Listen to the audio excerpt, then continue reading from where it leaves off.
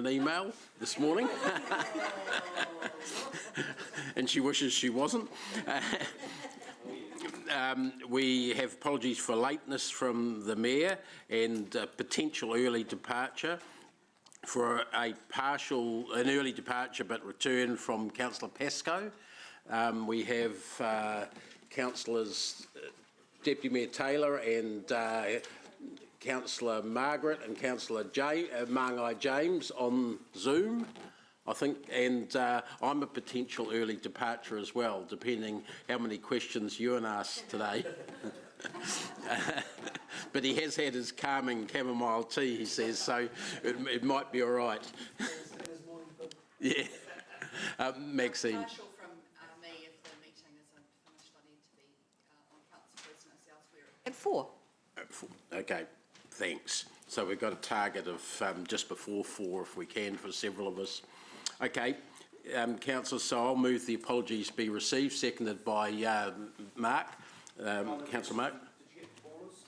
Yeah, just sit down and you're late. Dave, just noting I'll occasionally transfer to Zoom and then back again. Okay, so that's not a real apologies because you're going to be still part of the Just meeting. letting you know that. Yeah, thanks. Okay, all those in favour, against, carried, thanks. As far as confirmation of the agenda goes, item C4, currently in the pink, is being moved into public. It's going to be heard between items 10 and 11. So in other words, we'll have 2 Ruakura area ones in a row there heard together. So at some stage, I guess those papers will be made available in public as well, but we've all got them. Yeah, thanks. Is there an apology for the term used on that C4? Sorry? Spine Road? I thought you'd... Yeah, you've stolen my thunder because I was going to embarrass the General Manager just as he got up to give the report, Maxine, but you've prepared him now. Thank you for pointing that out. With that change, I'll move that the agenda be confirmed, seconded by Mark again. He's got on first. Those in favour, against, carried. We're on to any declarations of interest from anyone, and that can happen any time during the meeting as well if necessary, either conflicts or just general declarations of interest. Okay, we're on to the public forum. Is Joy, we've got Joy Ho is joining us to talk on representing the DPA, speaking on item 12, which is the housing strategy update within the General Manager's report. We're just getting Joy on Zoom at the moment. Most of you will know Joy.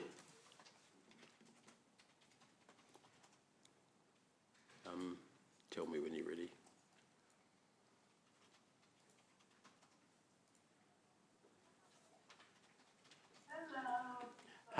Hello, Joy. Thank you. Joy, we're ready for you. Are you ready for us? Oh. Helena, do you want to talk? Hi there. Yeah, it's Helena here. Can anyone hear me? Yes. Who's that? Oh, great. Okay. Great. Yeah, sorry. I use Zoom with my screen reading software. Okay, sorry, who's that? I can't see. Helena. Oh, Helena. So you're coming on with Joy, are you, Helena?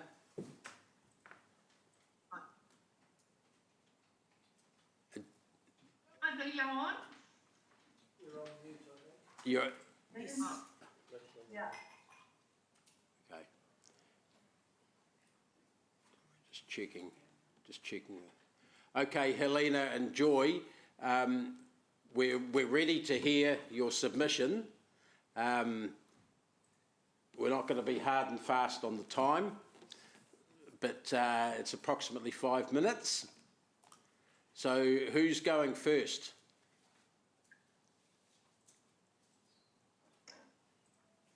Okay, great. So, can you hear me? Yes, we can, Helena, thanks. Okay, great. Yep. So, looked at the, we had a look at the strategy, and really, rather than a presentation, we just have a few questions from the disabled community, just for people to ponder. And so the first one is around the detail around engagement with the community on the strategy, and also the second one is about the embedding disability rights into the strategy, and also the third one is what's the third one?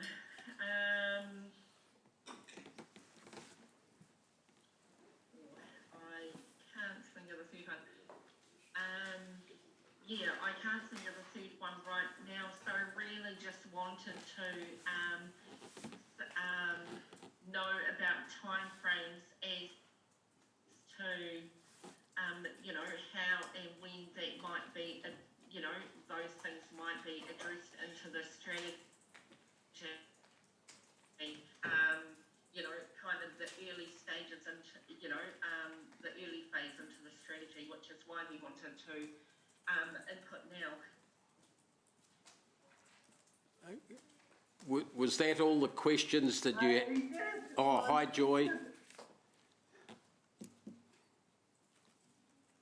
I just wanted to ask about the lifestyle development. I think I read in the paper that the consultation we had with them regarding accessibility, they haven't really taken that on board, and I was wondering why that was, given that the disability community had submitted several times to that housing proposal.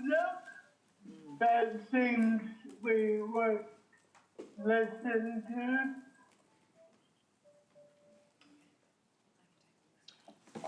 Yeah, thanks, Joy. Helena, are you guys okay with that? You've asked the questions you want? Because I think, do you mind if I just check my email? Because I think that there's another question there. And the reason I ask is because you're going to hear a whole lot of blaring with my screen reading software. okay. No, you go ahead. So I'll just put... What's that, sorry? Go ahead, Helena. Okay, I'll just... Yep, sure.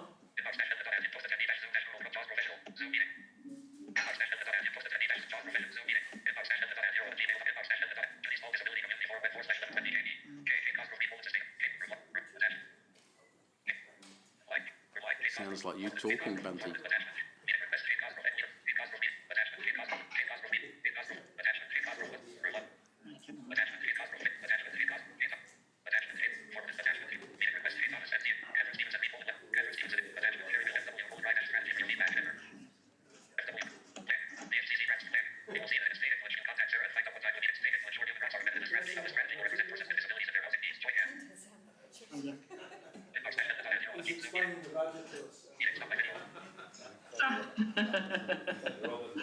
Sorry about that. So just the last question is about how the strategy is going to, support the needs of disabled people. and also with the consideration, of universal design as well. Okay, look, councillors and Helena and Joy, I'm going to ask the General Manager, Jen, just to give you a brief answer as best she can to some of those questions you've asked now, not to start a discussion here. And councillors will still be able to ask some more questions later after that. So if you, Jen, if you go now. Absolutely. So good morning. The first issue I will address is consultation.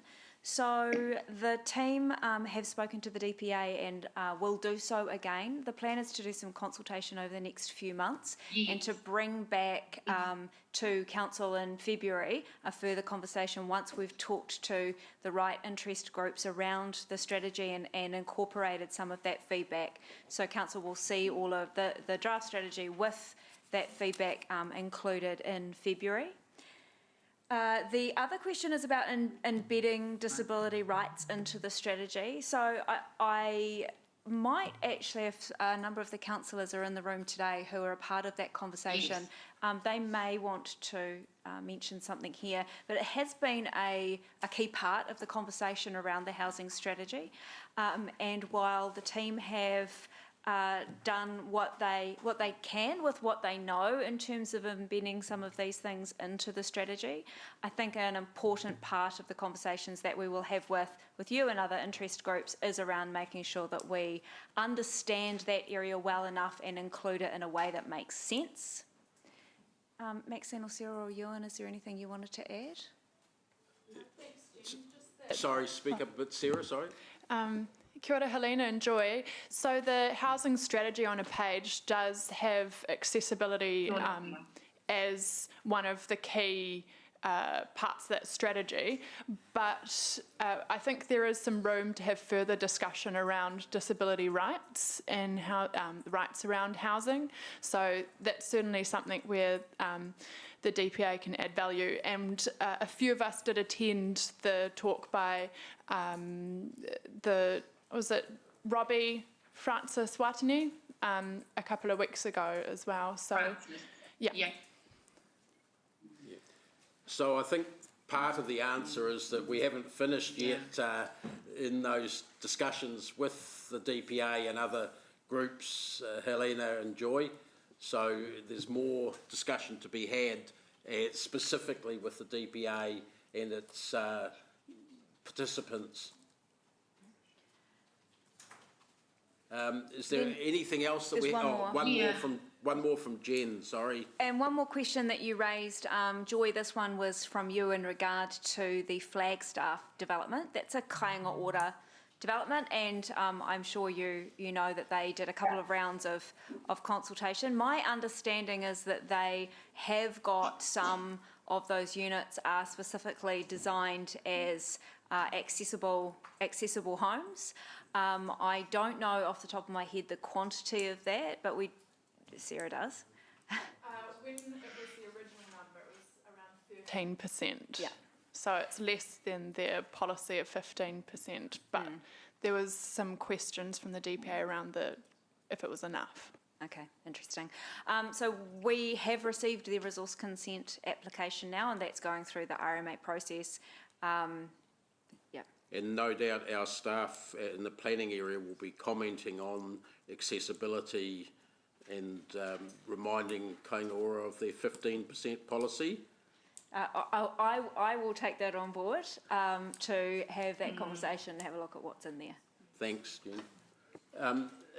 Helena and Joy, we're not going to be designing the strategy at this meeting, so we've taken your points on board, the questions you've asked, and there's more discussion to be held with you, but we're not in a position where we're never intending to discuss the details of it here because it's not complete yet. So. Yes. No, that's good. We just wanted to bring that those questions in early on at this stage, and just to continue the dialogue. Because one of the things that we think are really important is around, the principles of, kind of co-creation and co-design. And so, really early feeding into, these documents and things is really important before things go too far along. And also, as disabled people, what is accessible for disabled people is also, accessible for others in the community as well, such as, parents, with babies and toddlers, and also for the elderly as well, and with our population, growing elderly population. I think that the principles of, universal design and accessibility, we need to be keeping these conversations upmost, I think, as key priorities in the development of these strategies. Okay, well, yeah, good points, and thanks for engaging with us like the DPA has been doing so well in the last short number of years. So thanks very much, Helena and Joy. We once again appreciate your input. Those points will all be taken on board. Thank you. Sorry, Joy? Thank you. Okay, thanks very much, councillors. Yeah, thank you. We'll move on to... Okay, then. Oh, Okay, I'm going to leave now. I've got other engagements. thanks a lot. Okay. See you, Joy. Okay, councillors, we're going to move on when I get my computer live again to the confirmation. We don't have to move that we receive that. To the confirmation of the Strategic Growth Committee's open minutes from the 1st of October. I've moved, seconded by, who was that grunting over there? Huh? She's coming tea. Hey? I've moved, seconded by Ryan. I'm going to ignore you. Feelings mutual, Ewan. Any discussion on those minutes? If not, I'll put the resolution. Those in favour, against, that's carried. Councillors, we're on to the Chair's report now. And just one little note. On the page 12, it says staff recommendation. That should read, I don't know how it got to be staff recommendation, it's the Chair's recommendation, which is actually in the body of the report as well. Amy, I was just wondering if that graph could go, have you got that on, is that possible to put up on the screen while I'm just briefly talking? Yep, yep. The graph that Jen likes so much that she goes to bed with, yeah, this one, but much, yeah, a bit bigger than that. We're going to put it up on the wall. Look, there's all of this is being discussed in our briefings and other meetings and so forth at the moment, and will certainly be discussed in the LTP, so I don't want to go too far on that. But it's a significant issue that we've got a funding gap now, no matter which growth projection we adopt later on, or what we think about the proposals by NIDIA. We still have a deficit in terms of the infrastructure that we can afford to fund ourselves. And that the NIDIA low that staff are proposing is the green line, and the NIDIA medium, which we've also talked about, is the yellow. You can see them starting from the same place. Where we actually are is the existing programs. We're not even at the same starting point, and we never catch up. We get further behind unless we have means to bridge that gap through other funding sources or increase funding ourselves or combinations thereof. And that's really what I'm referring to in the body of my report. So we don't need to go into that in too much detail. I just wanted councillors to have that in mind in all the growth and LTP discussions on infrastructure, that's one of the things that we're staring at. And there are mechanisms and levers that staff are going to be talking to us about how we bridge that gap, potentially. But that's the gap I'm talking about. The other point in here was on behalf of the transport team, who aren't here at the moment. I would have thought Robin might have been here to talk to this, but basically Waka Kotahi, NZTA, have just released their investment proposal for the next 3 years, Chris? Yeah, and they've given us stuff all time, not to put it too bluntly, to actually deal with this. So staff have asked that they have a reference group of councillors to bounce their planned submission off so it can come in, and I've added in that whatever gets lodged then gets referred back at when we're able to at the next either council or committee, next available council or committee meeting for final approval. We're going to be speaking in person to it. That's part of the submission.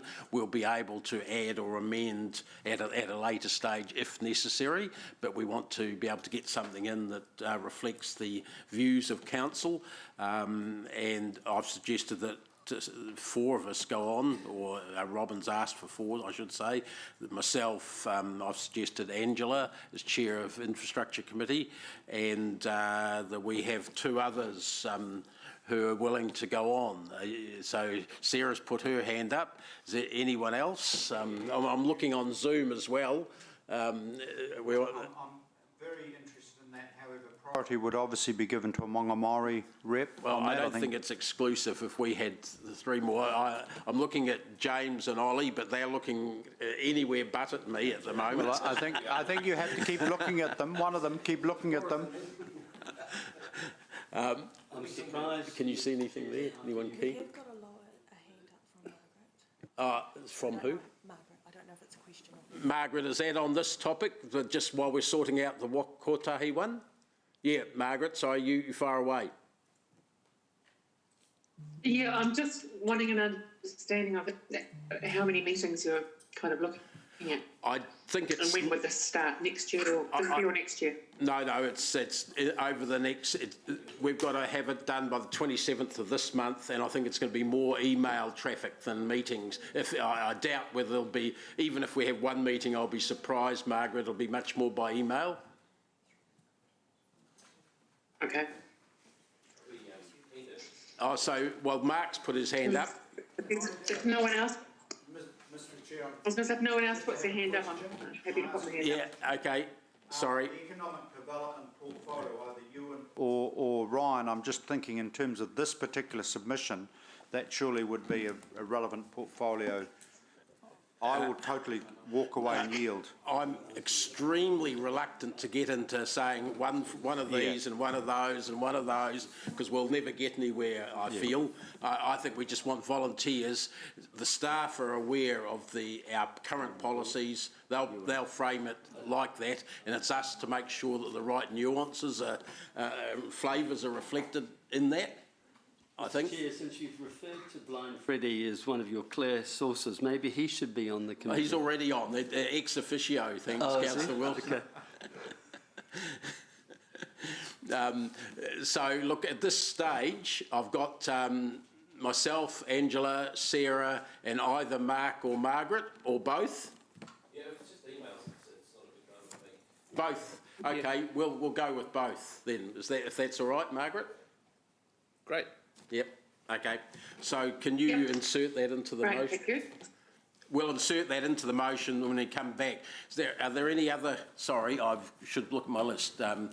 Rob, thanks. Thanks, Chair. Look, since you've got into this population, growth projections, and that graph that you've given us this morning isn't in the subsequent report, nor is a graph that we saw at the last briefing, which was around, what the NIDI-LO projections were from the university. I just wonder whether it's appropriate that we should move to item 11 sooner rather than later. so that we can continue the discussion on this growth projections, because I think it is something that is of interest, particularly in respect to the 24th and the 25th, which are going to be some important dates around. Yeah, but I think Rob's made the point that I've introduced the subject and we could flow quite nicely into that afterwards. Over to you, Chair, that's your prerogative too. Graph is on that page 127. Yeah, it might have been added late. It was added late, Oh, it was Rob. added late, Yeah. okay. You read your agenda too early. I know, I'm keeping ahead of it all there. But I think the point more generally is that we've introduced it now, so let's keep going on that, which I think is a good idea. So unless councillors or Mangai disagree, I'll move after this on to item 11. Assuming we got the staff here for that. Jen? I'm happy for it to go in between if we need to get some staff here. I'll check that in while we're going on this. Okay, thanks, Chair. I've got Councillor Marks removed. Okay. And if there's no other questions, I'm going to move the Chair's recommendation, page 14 there, or page 12, seconded by Councillor Martin, and with noting that point B now has a set of 5 names, which there it is. Yep, in red. Thanks. I've moved, seconded by Martin. Anyone speaking to it? If not, those in favour or against, that's carried. Thanks. So, Jen, are you okay to go into 11? Oh, I'm just trying to see if I've got Nathan and Stafford. Carla's just run down the corridor to see if they're available. Well, look, let's do one other item, just so that they're not rushed. Let's go on to the Rotokauri Transport Corridor designation, which Lance was here before. There he is, yep. Lance and Chris, are you guys talking to that?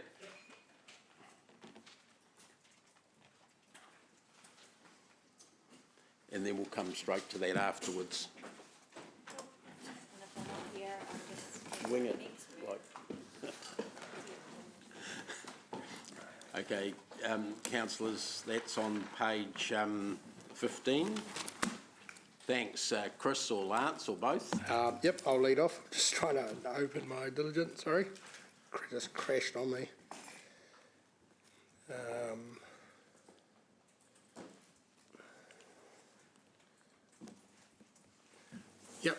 Morena.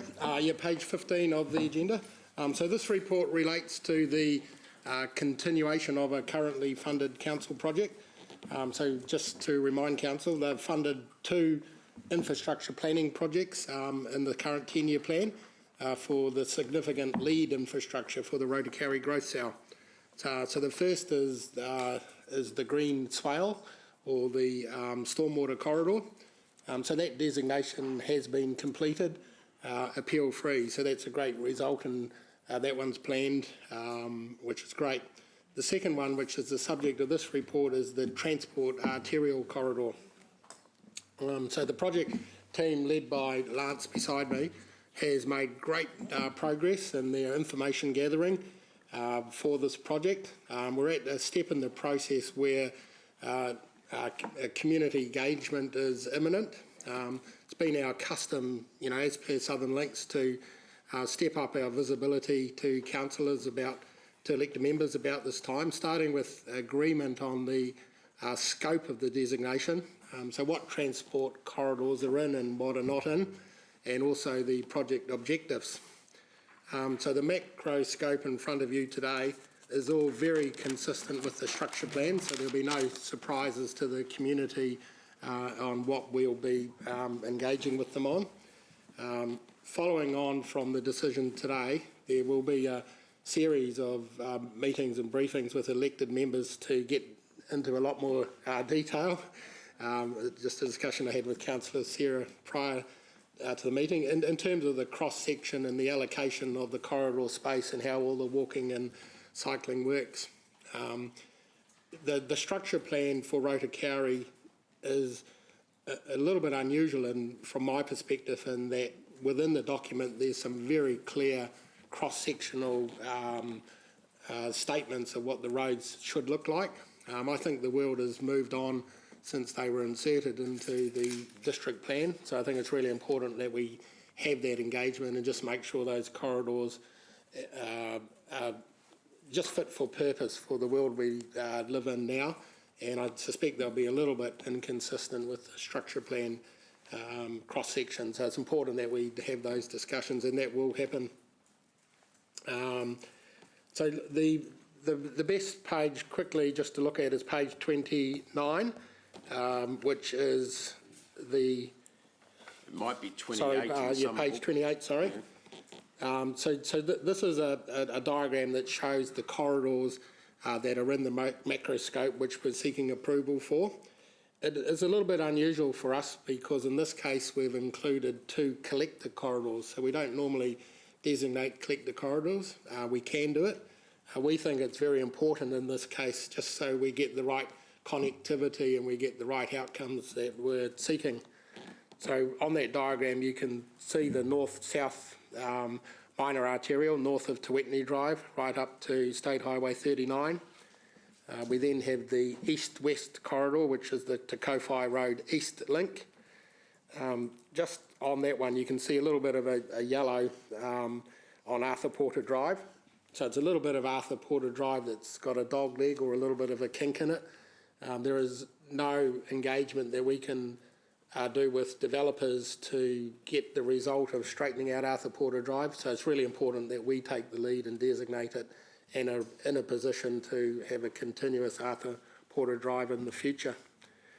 And the second one down is the extension of the Chalmers Road through the underbridge, which is already under Te Rapa bypass, and for those who were on the bus trip the other day, that's one that we looked at in the future, so getting the road to come through that hole in the Te Rapa bypass that was built and connecting up. It's a very complex set of intersections required because it crosses over the swale, so it's important that we think to have some sort of control around that and hence designating that corridor and not leaving it to chance in terms of engagement with developers who might try and look for other opportunities which don't give the same outcomes.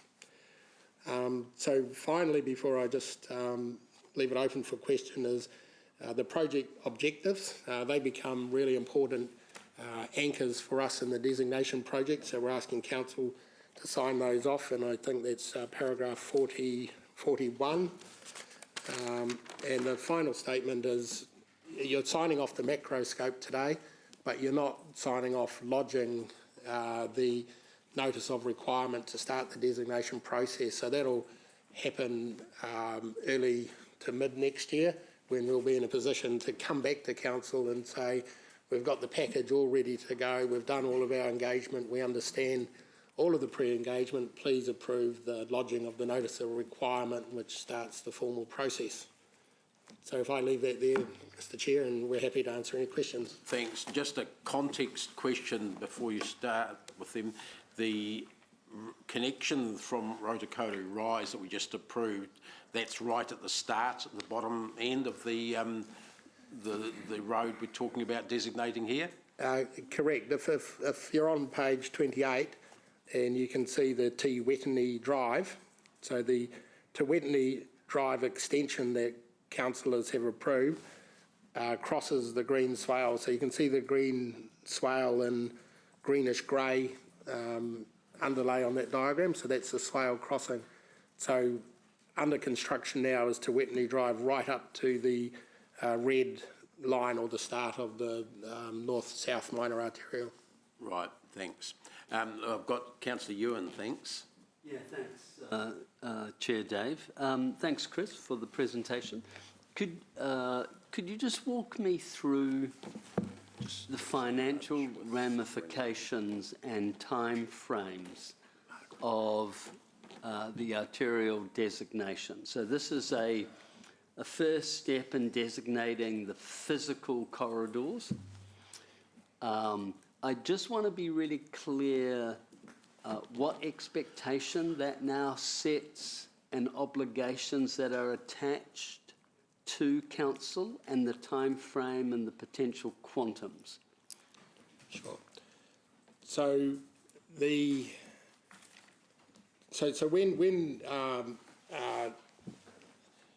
council has a designation in place, there are some obligations of council. I guess the most important one is land obligations. So we're putting a planning designation across property. Probably if I just go back one step, one of the outcomes of the designation will be a lapse period for the designation. So that'll be a subject that will be debated, whether it's a 5-year period, 10-year period or 20-year period. Our general objective is to get long-term designations. 20 years is what we would like to get on, because this is long-term infrastructure planning. So we have a designation on, in simple language, what that means is the designation will lapse in 20 years' time if you don't make significant progress in terms of progressing the purpose of the designation. So when you do put the designation down, you do get some obligations to landowners, and it's sort of covered by law and statute, those obligations. But we could be affecting their ability to use their property or sell their property. So those obligations could be in terms of land purchase for the designation or remove the designation. So typically they are issues in a 20-year lapse period that we would expect to pop up from time to time as one or two landowners come forward and ask for land purchase. So, Mr. Chair, if I could, so you weren't able to address my questions concerning the potential financial obligations that will stem from that. I'm trying to, in this period of rapid growth and incremental decision-making that we have here at Council, I'm trying to get clear optics of what are the financial consequences of this incremental decision-making process. So you haven't told me what I need to start thinking about in terms of monies that I would then need to buy the land and the obligations that then stem from that, because we need to have those optics. Yep. So just a couple of subtle points, like the decision today doesn't start off those obligations. Those obligations won't start until you make a downstream decision to lodge the notice of requirement. So that might be in 6 months' time. As soon as we lodge the notice of requirement, it starts having some status. So this is a step in the process. So we do have all of that information. I just don't have it at my fingertips. But the full land purchase of the corridor would be quite substantive in terms of land purchase. I think, just from memory, something in the vicinity of $20 million or something like that for full land purchase. We fully expect that we won't be in the position of being asked to buy all of the land immediately. Our practice in the past has been, through Southern Link, is only to respond to hardship cases in terms of land purchase. And it's likely that there could be other methodologies which we're going to explore in terms of building the infrastructure that would remove the need for us to have upfront property purchase. So there's a lot of things that could happen. But you are right, there is an obligation on land purchase which will have a number on it if it turned out that we had to buy the whole corridor. So, and Chris, just on that, when's that designation proposal come back to council? You said approximately 6 months. Is that, how definite are we on that? Consultation, hoping in 6 months. Yeah, so probably in the vicinity of 6 months. So, yeah, probably about June. So final question, if I could. Yeah. So, Chris, have you put any funds, or are there any funds allocated in the draft LTP for any financial consequences that could be perceived to occur in the next 10 years in this LTP? And if so, what's the quantum? And if you don't have that, why don't you have that when you're starting the process with us having to vote today? Yeah. So look, there'll be decisions for councillors to make in terms of developing the 10-year plan. In terms of the base 10-year plan that we put in front of you, we're consistent with councillors' decision last time is not to have any funding apart from the designation inside the 10-year plan. So the base program is consistent with that, so there is no funding in the base program inside the 10-year plan to do that. They become decisions of council for the LTP. The other thing I probably forgot to mention, well, I didn't mention, is that for the north-south corridor, there's about 8 properties. 4 of those properties, and the significant ones, are in the hands of the developers. So that's a combination of RDL, Rotokauri Development Limited, Hounsel and Pragma. So there's a couple of private owners, but there are a lot of development control already on the transport corridor. Okay, thanks. I'm going to ask Councillor Margaret to go next. She, approximately the same time as you. Zoom people normally get asked last, so I thought I'd try and change that today. Margaret, thanks. Thanks, Dave. My questioning is actually on a similar line to Ewan's, and I didn't quite catch Ewan's question, but by the tone of your answer, Chris, I think it was the question would have been what sort of funding have we set aside in the draft 10-year plan for following through with this Rotokauri subdivision, or this proposal that you're putting for us today. Is that correct? Yep, that was the nature of the question. The answer was there'll be decisions for council as part of the 10-year plan, but the draft base program we put in front of you is consistent with previous council's decision to keep it outside the 10-year plan at this point in time. Okay, cool, thank you.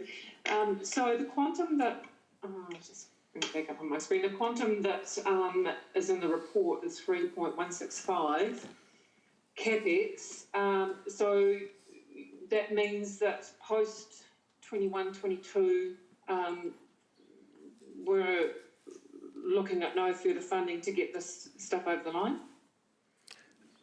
Yep, so the purpose of the funding that's approved by council has been to be game ready, I guess, and have the infrastructure planning in place. So that is very, very similar to what council did for Southern Links back in 2008. So we kept the infrastructure planning going, i.e. Working with NZTA to designate the alignment.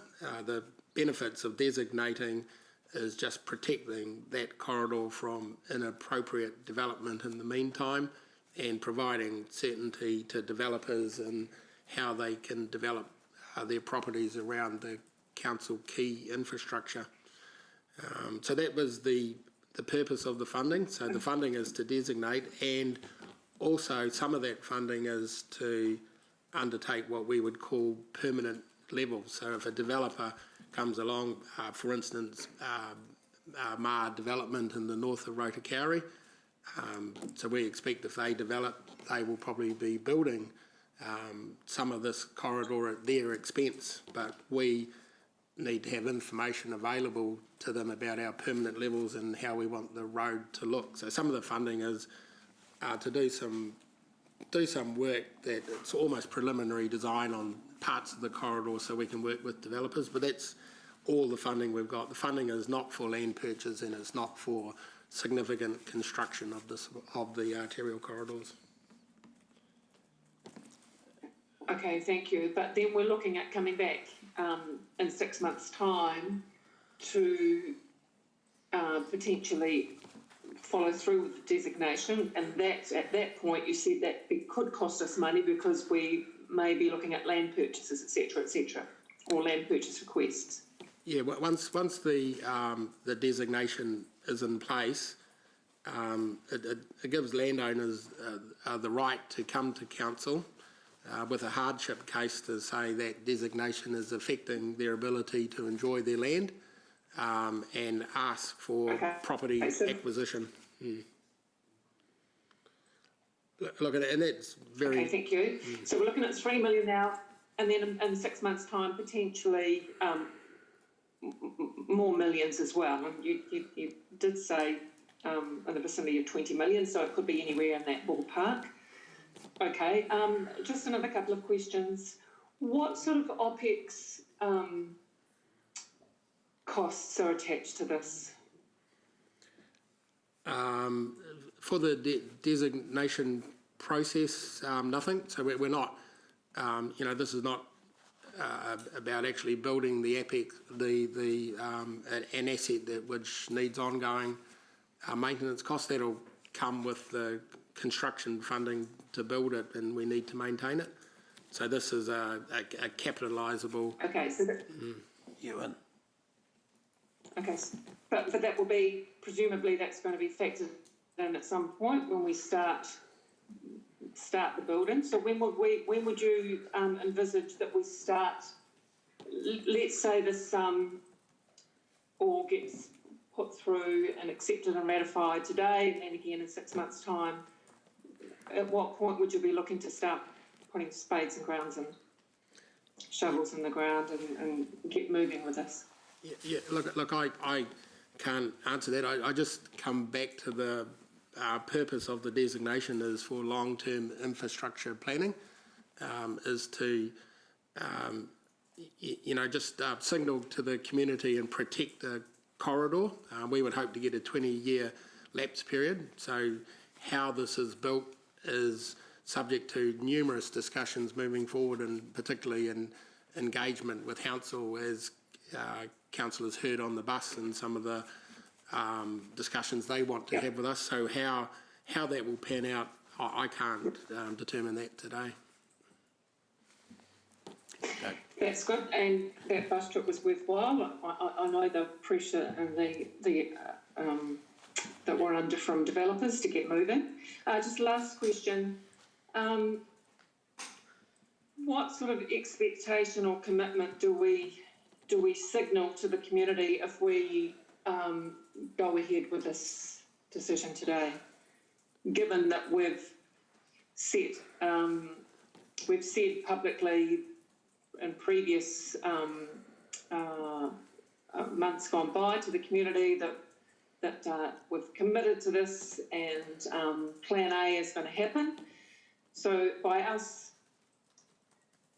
okaying this today, does that set expectations and commitments to the community that we may or may not be able to follow through?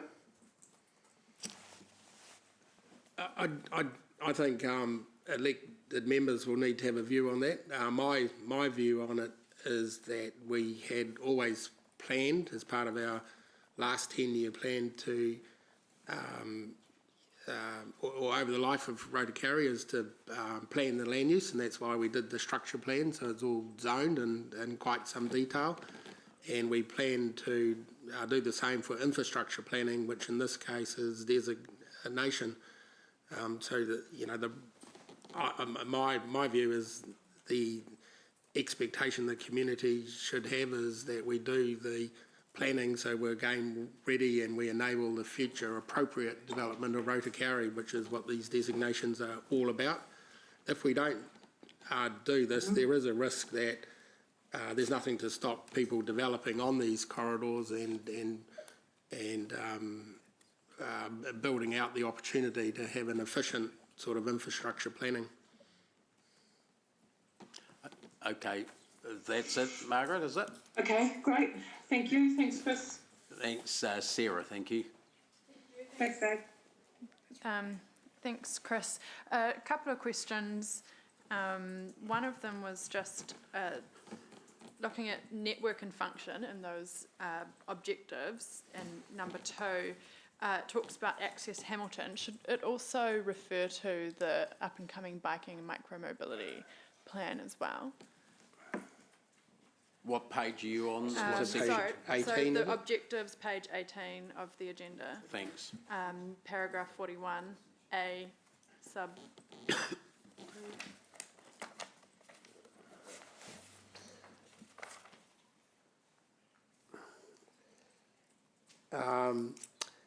Yep, the council could change that to be a little bit broader, achieves the strategic direction established by Access Hamilton and other council transport strategies. That's only the staff report, it's not the resolution. Oh, the resolution, where is, but isn't the resolution saying, yeah. referring back to this? Yeah. And So- saying we adopt that these project objectives? The resolution refers to the network operating, whatever. Yeah, sorry, Approves project Mr. Chair, objectives. Councillor Sarah is right. The resolution is asking you to sign off these objectives, which are in paragraph 41. So as I said in the beginning, they become really important anchors for the project. So it is important we get this right. There will be another opportunity prior to lodging if we need to modify them slightly as we work through the process. But the intent of established by Access Hamilton was, and Access Hamilton is intended to encompass all of our transport sort of strategies. That's right, Access Hamilton is an all-encompassing one, which includes biking, micromobility, PT, cars, the whole works already. Yeah, that was the intent of how it was worded. Perhaps it's just because we're developing new sub-plans within that, including obviously micromobility and walking one. Yeah, so it is then incorporated by default, okay, within this? Well, By none of these. including Access but Hamilton? it's not by default, it's just not mentioned because it's the next level down from Access Hamilton. Okay. So Access Hamilton will include that? That's how I read it, and that was my intent for Access Hamilton to encompass the biking and micromobility and even our modal shift and some of our other plans coming underneath Access Hamilton strategy. As I'd say, I think as we work with elected members through the detailed cross-section, there will be another opportunity, I think, to modify these prior to lodging the designation if you find that they're a bit light in some areas. Okay. A couple of other really quick questions. It talks about a well-integrated network. What work will we do? I presume it would have to be, I don't know if it would be part of this or outside of it, to ensure that these networks will actually connect into useful things within the existing Hamilton City, like the base, etc.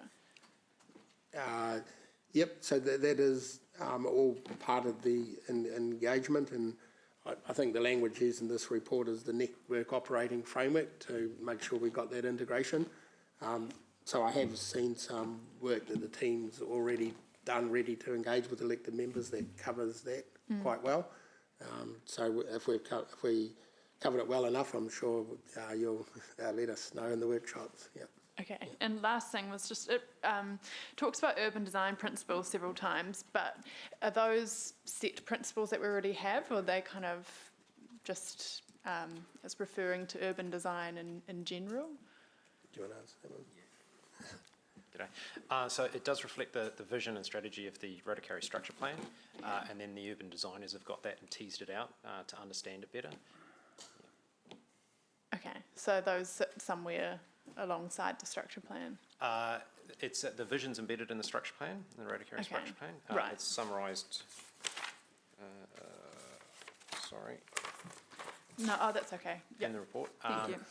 And yeah, we'll be bringing a urban design to the workshops that we'll be having with you, hopefully early next year.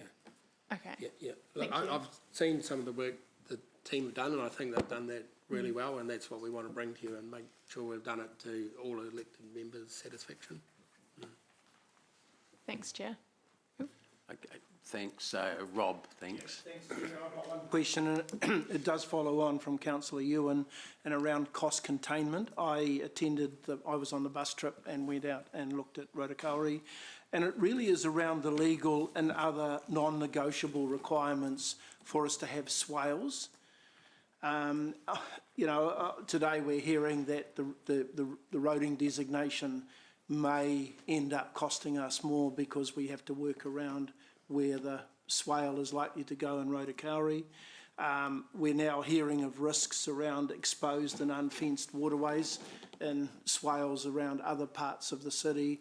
And earlier this week, the Chief Executive informed us as part of the first cut on the budget that it was going to cost over $1 million a year simply to maintain one relatively small swale around the city. So I guess my question is, have we considered and is it available to us to have other alternatives than to have the swales? And I'm not necessarily suggesting underground pipes, which is what we've had before, but if that is a more effective way and it allows more land to be developed for housing and so forth, should we be proactive in considering that? Probably two answers to that. One is the work that we've done on the swale and the transport corridor has been working together. So there is good integration between the transport corridor and the swale. So we've had the same team working on that. So hopefully I didn't send any message that there's any lack of coordination between the transport corridor and the swale. I got the impression though that we're going to have to build some bridges or some underpasses or something which we may not need to do if we had something that might be alternative to a swale, if that was indeed possible. Yeah, I think it was the comment I made. Clearly we have to cross the swale, and that's what the Te Wetini Drive paper was all about with Rotokauri Development Limited and how we crossed a significant swale.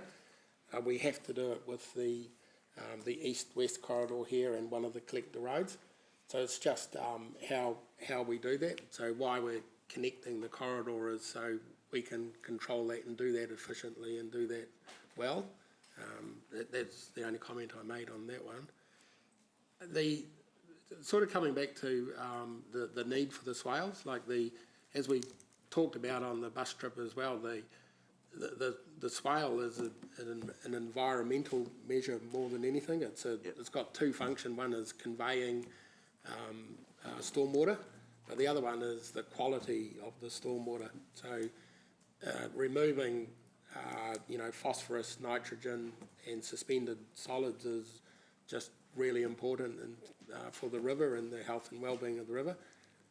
So we've through the ICMPs looked at all options, and this is the only option, and swales are our future in terms of how we manage stormwater. They do come with a bigger operational cost, and that's what the Chief Executive was alluding to, that our future is looking after swales for the environmental sort of benefit that we're seeking. So there is. Can we afford? Looked at this really can we afford it? I mean, that's and are there alternatives to do a bit? And maybe could the underpasses be piped? And have swales on either. Look, I'm not an engineer, but is it possible to put a bit of piping along the way that might save some costs? I'll let Lance answer. We're starting to get out of the realms of emotion. Okay. I'm just exploring some of the options that we'll be needing to explore later in the month. Yeah, we will. Can I just assure Council that we, when we're doing these things, we do have whole of life costs in mind, and we're always looking for opportunities to minimise that, but we've got to meet required standards. We get held to be pretty honest by our engagement with developers as well. So developers are always looking to do the minimum. So that engagement with them finds, I think, the right optimum sort of spend. So we're always looking to minimise whole of life costs, but unfortunately, it's probably the wrong word because the environmental outcome is what's been sought here, but this is our future in stormwater in and around Hamilton in every area, you know, including John Webb's development in Chedworth at the moment. You'll see the amount of storm, I think that's where the picture might have come from. Yep. So every... Yep. And that's where that cost, I think, that Richard alluded to earlier in the week. And look, there's pressure on our built environment as well to clean up the water. Like we have a built environment that's full of pipes, etc. Yeah, we're definitely getting beyond the realm of the motion now. Thank you for the answer. You'd start, Chris, you'd be going all day. So that is as long as the questions, Mr. Chair. Mayor Paula, thank you. Good morning, thank you. Just a correction, that comment about the swales and the million was all the swales across the city, wasn't it? The ones that have been put in, in Green Hill Park, etc. It wasn't one. No. Sorry, look, we can't sort that out here, we'll check. I'll just check on that because I think it's at board scale cost. But anyway, that's beside the point. In terms of this one, going for the recommendation of the staff would give us greater control over the overall community design of the area in the long term. Is that what you're saying? First and foremost, the location, and then clearly how you use the space. And so that would give the developers some greater certainty about how to put their it's a sort of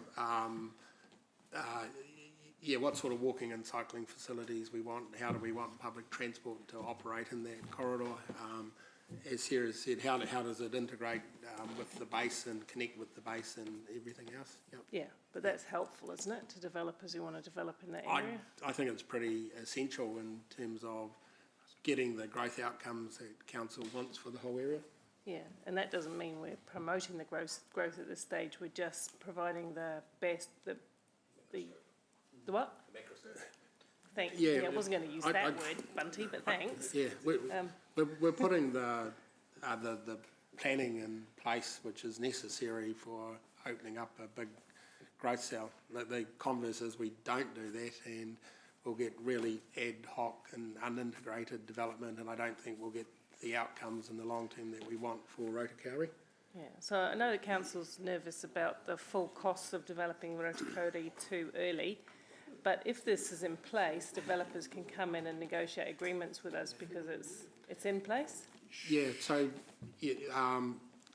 so councillors would have heard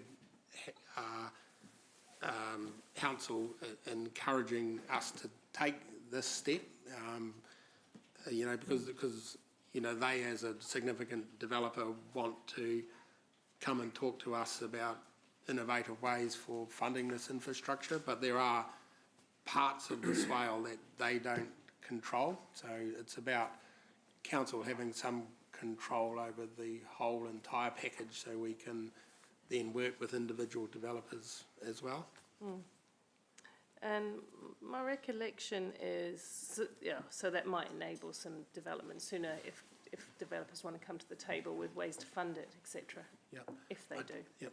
So the other thing that councillors heard that, there's opportunities for IFF and other alternative funding models here, and some of their requirements are that council, has a degree of certainty over infrastructure, and this is a big one in terms of, progressing the infrastructure planning. Without this, the opportunity to engage with Crown Infrastructure Partner for IFF deals reduces as well because of the lack of certainty.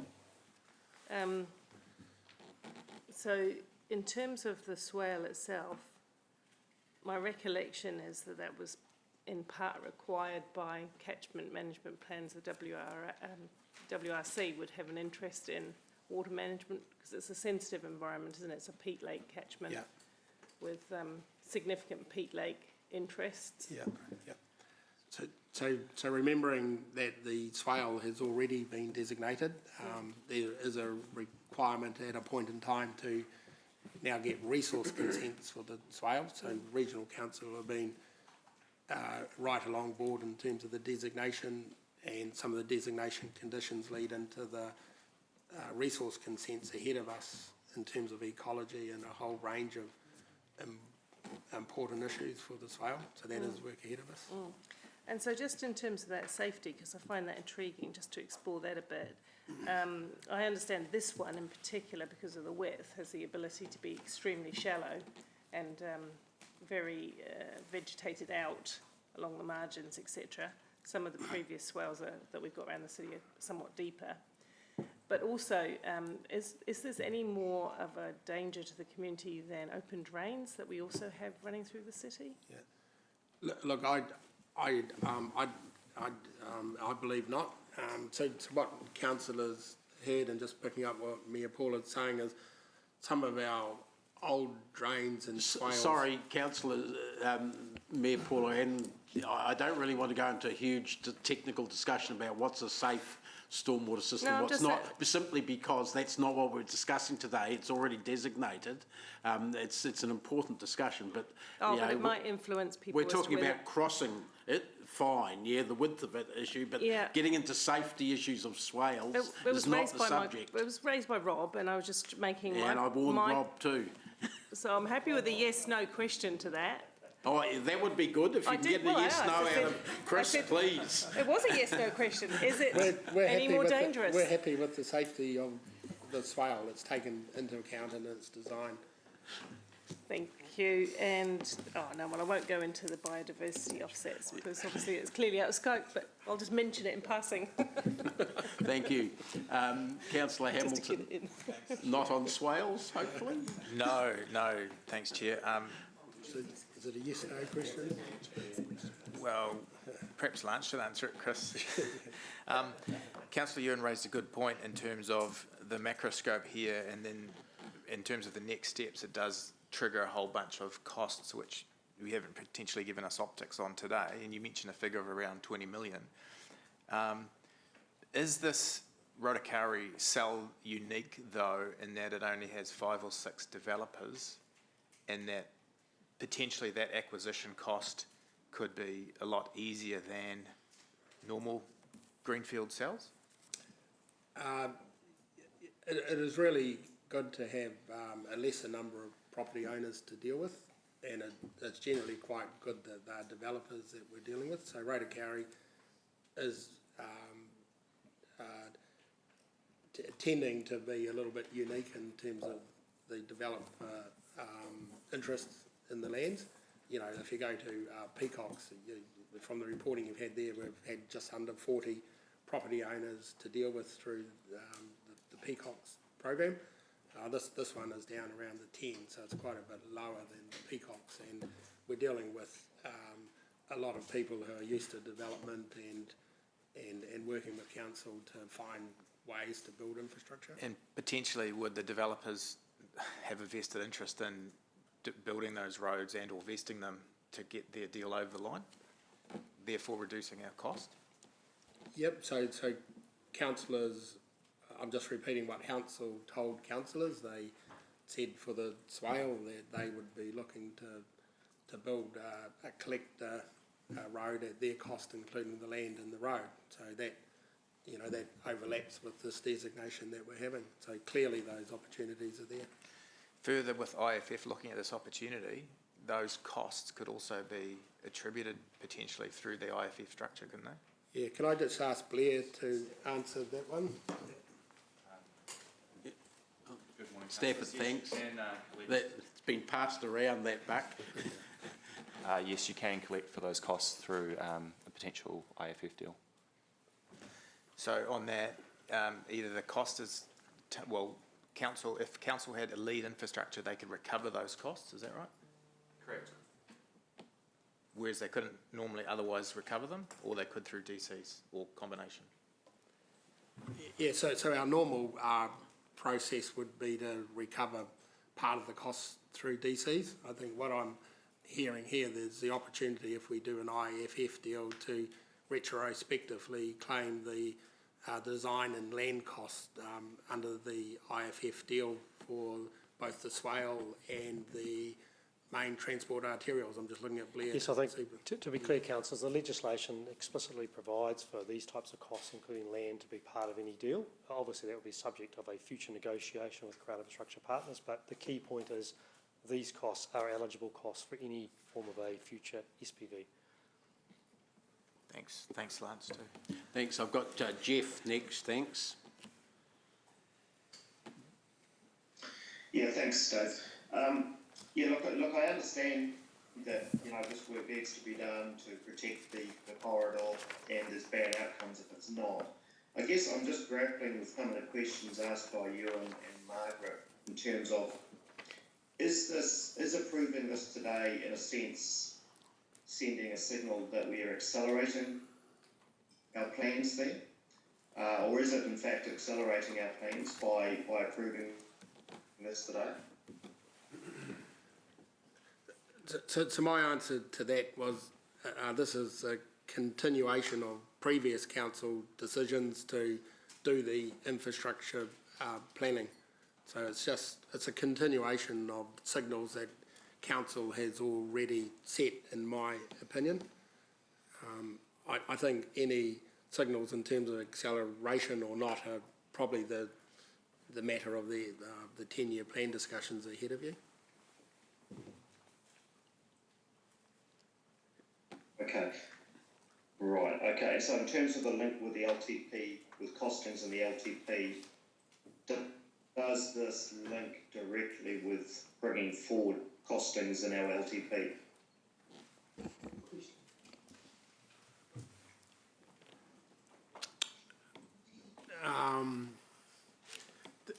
I'm just trying to recall what we did in Southern Links. I think in Southern Links, council noted the risk of property purchase. I'm not sure they set aside any specific costing for that. They noted the risks of land purchase, and to be fair, there were one or two that popped up that came to council to a meeting to decide whether to buy those properties or not, and council on the 2 or 3 occasions did decide to buy the property. That we were required to make a specific decision on each of those future purchases for Southern Links, weren't we? Yeah, we brought them to council, and just the general statement, I just can't quite recall all the details, but we brought them to council and said, we've had a request under the hardship provisions to purchase this particular property for this reason. Does council agree to buy the property? Council on every occasion did agree to buy that and allocated funding at that point in time to do that.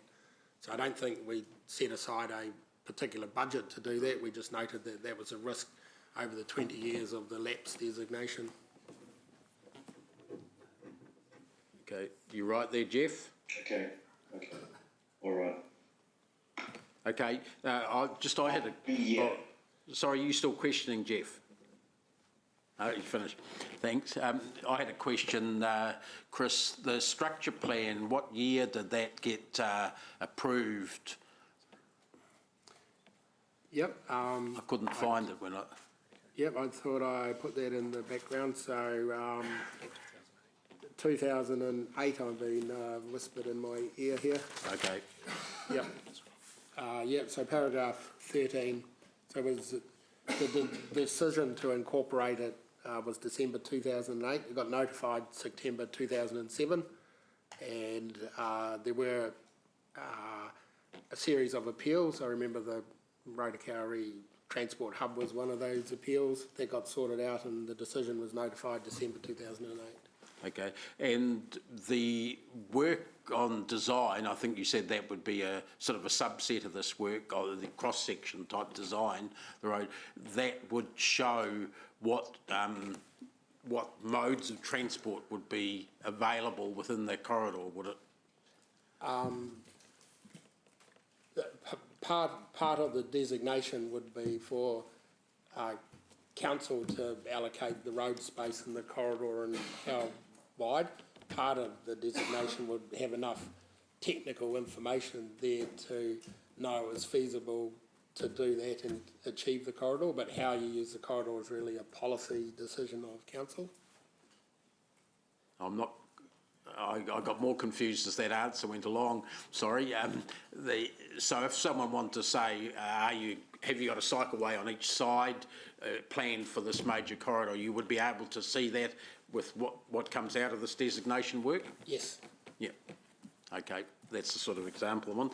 All right, there's no more questions. I'm going to move the staff recommendation, and in doing that I do notice that the network operating framework refers to Access Hamilton policy, which includes all modes of transport. So I'm just making that comment that covers off a point that was raised earlier, hopefully. So is there a seconder to the motion? Sarah, thanks. Okay, councillors, we're going to move. Councillor Wilson, have you just put up for debate? Yep. Okay, thanks. You're just quick off the mark. I wish there was a way I could sort of move them around a bit, but I can't in this electronic system. I'm firstly just going to speak to this briefly. This is the sort of future-proofing that this council sometimes has been good at and sometimes has been not so good at.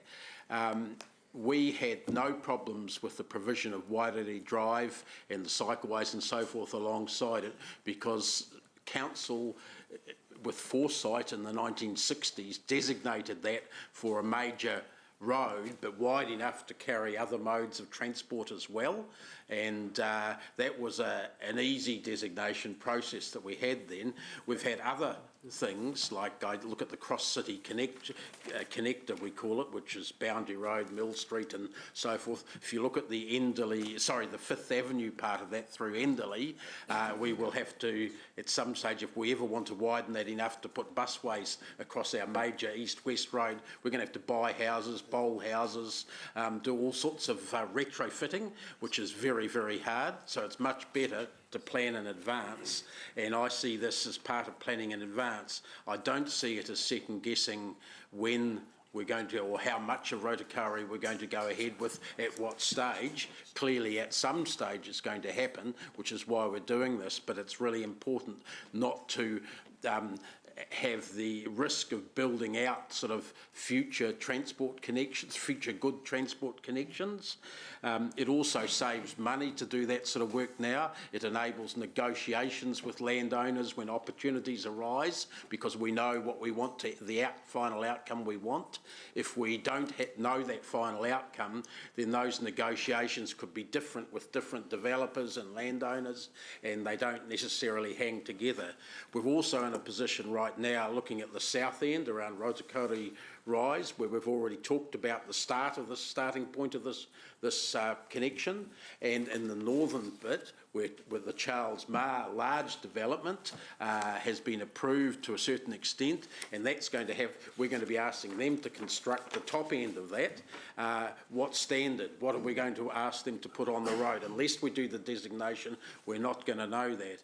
Yes, it is going to have to cross the swale, but that's already been decided, and I think it's the swale is a good thing if we went to get on to talking about that, because it's a way nowadays of enabling the ecology of the system to be preserved, protected and hopefully enhanced. If we just have open drains or covered stormwater drains, even worse, not only will that be extremely difficult to preserve ecology in the area, it'll also cause floods. We've seen that in older parts of the city where former drains and creeks were piped. They've caused no end of problems and flooding in certain circumstances. So Chris mentioned that the swale is the way we're going to have to go, and I think that's certainly true. The biggest thing about this, though, we've got to start future-proofing in all of these development areas. It doesn't mean we're going ahead straight away, but we have to plan. So that's why we should be doing this now. Thanks. I've got Ewan next. We don't necessarily go to the seconder next. That's not part of standing orders, but so you need to get yourself on the list. Sorry, Ewan. Yeah, thanks, Chair Dave. I've actually never met Blind Freddie, but I have witnessed his stumbles, and actually nor have I ever met incremental creep, but I have been party to outcomes where clearly he's been at work. And I guess I use this as an introduction because I'm not happy with the optics that this report provides, but I'm going to support it. I'm going to support it because I see strategically why we're positioning ourselves.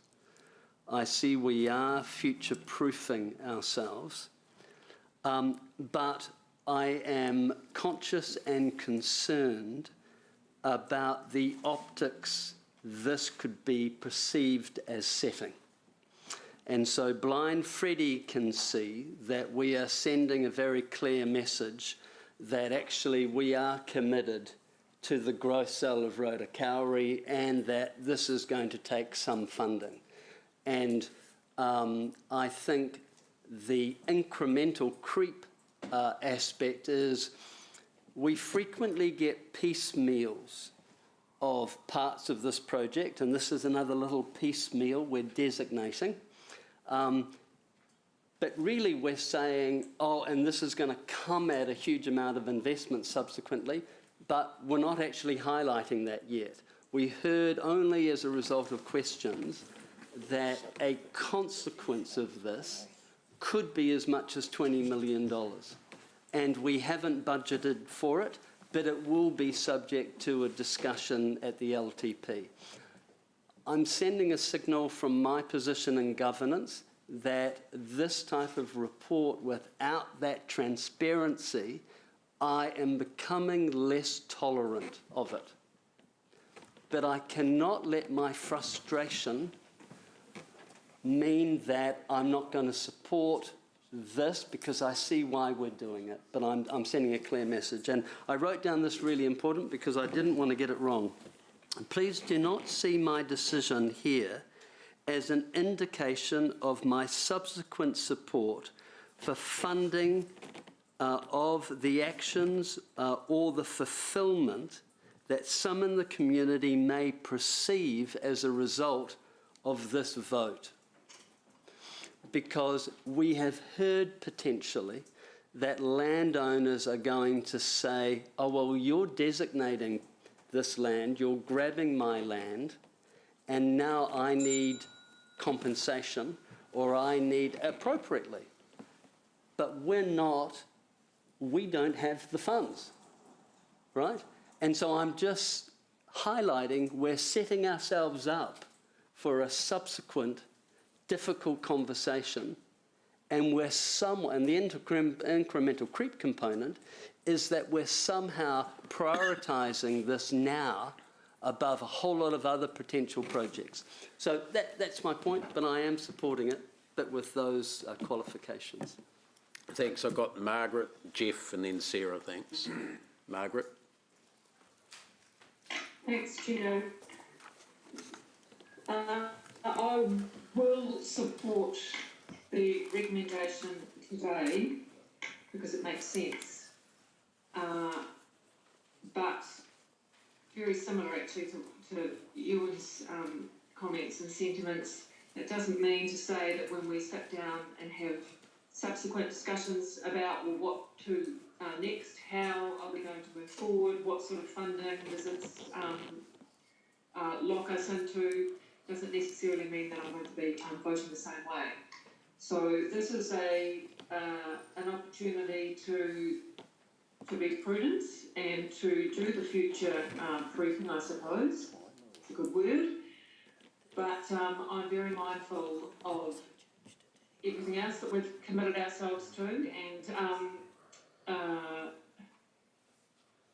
I would like to reiterate that my support for this, what I should say is that just because we pass this today, it does not mean that we will be moving full steam ahead. That the public and developers really need to understand that this is a decision for the present, and it doesn't necessarily mean that we're going to commit ourselves or that they should be stepping forward and with putting pressure on us to keep moving forward at a pace that they want, not at the pace that we want. And I'm thinking of the bigger picture. I'm thinking of as I said earlier, our other commitments when we're making decisions about other parts of the city in this meeting, and they've all of these projects have got to line up and stand up on their own merit, and those are going to be very robust discussions to be had at the time. So supporting it, but that doesn't necessarily mean that subsequent decisions around this are going to be as supported from there. Thank you. Thanks, Jeff, please. Oh, sorry, Dave, did you say that? Yep. Yep, okay.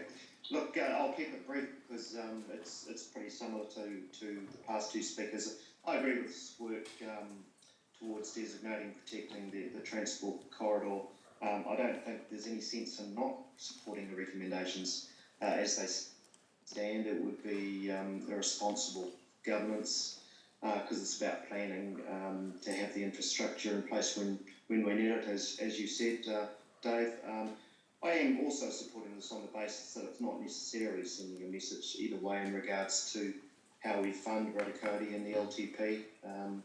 Whatever occurs with funding for the growth cell and whatever rate it is funded over the coming years, it's going to happen, as you say, at some stage, and we do have to protect this transport route through designation. I don't think, responsibly we cannot do this work proposed, given all the planning and all the work that's gone into Rotokauri over the last decade. At some stage it has to happen, and by not doing this, we're not doing anyone any favours.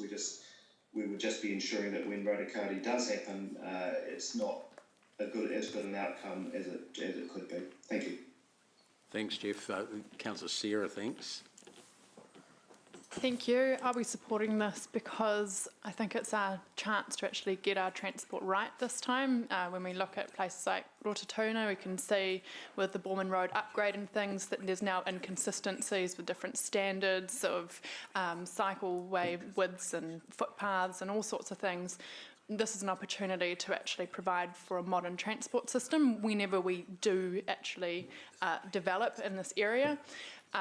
And just a little plug that it's also important as we go forward that we think about, again, that right density along these transport corridors to make sure that we can support good public transport and good walking and cycling and urban design outcomes. Thank you. Councillor Ryan, thanks. Thanks, Chair. I really like Ewan, I really like Margaret, and I really like Jeff, and I think they've all contributed something really valid. And I love Jeff's barbecue test. He's rock solid on that. I think Rotokauri's like a big lump of coal, and it's been this big sort of ugly thing on the side of the city for so long, and it's having all this pressure starting to constrain on it from developers and council and stakeholders and government, and it turns into a diamond. I see where this is going. Blind Freddy sees where this is going. All right. I'll skip to the point.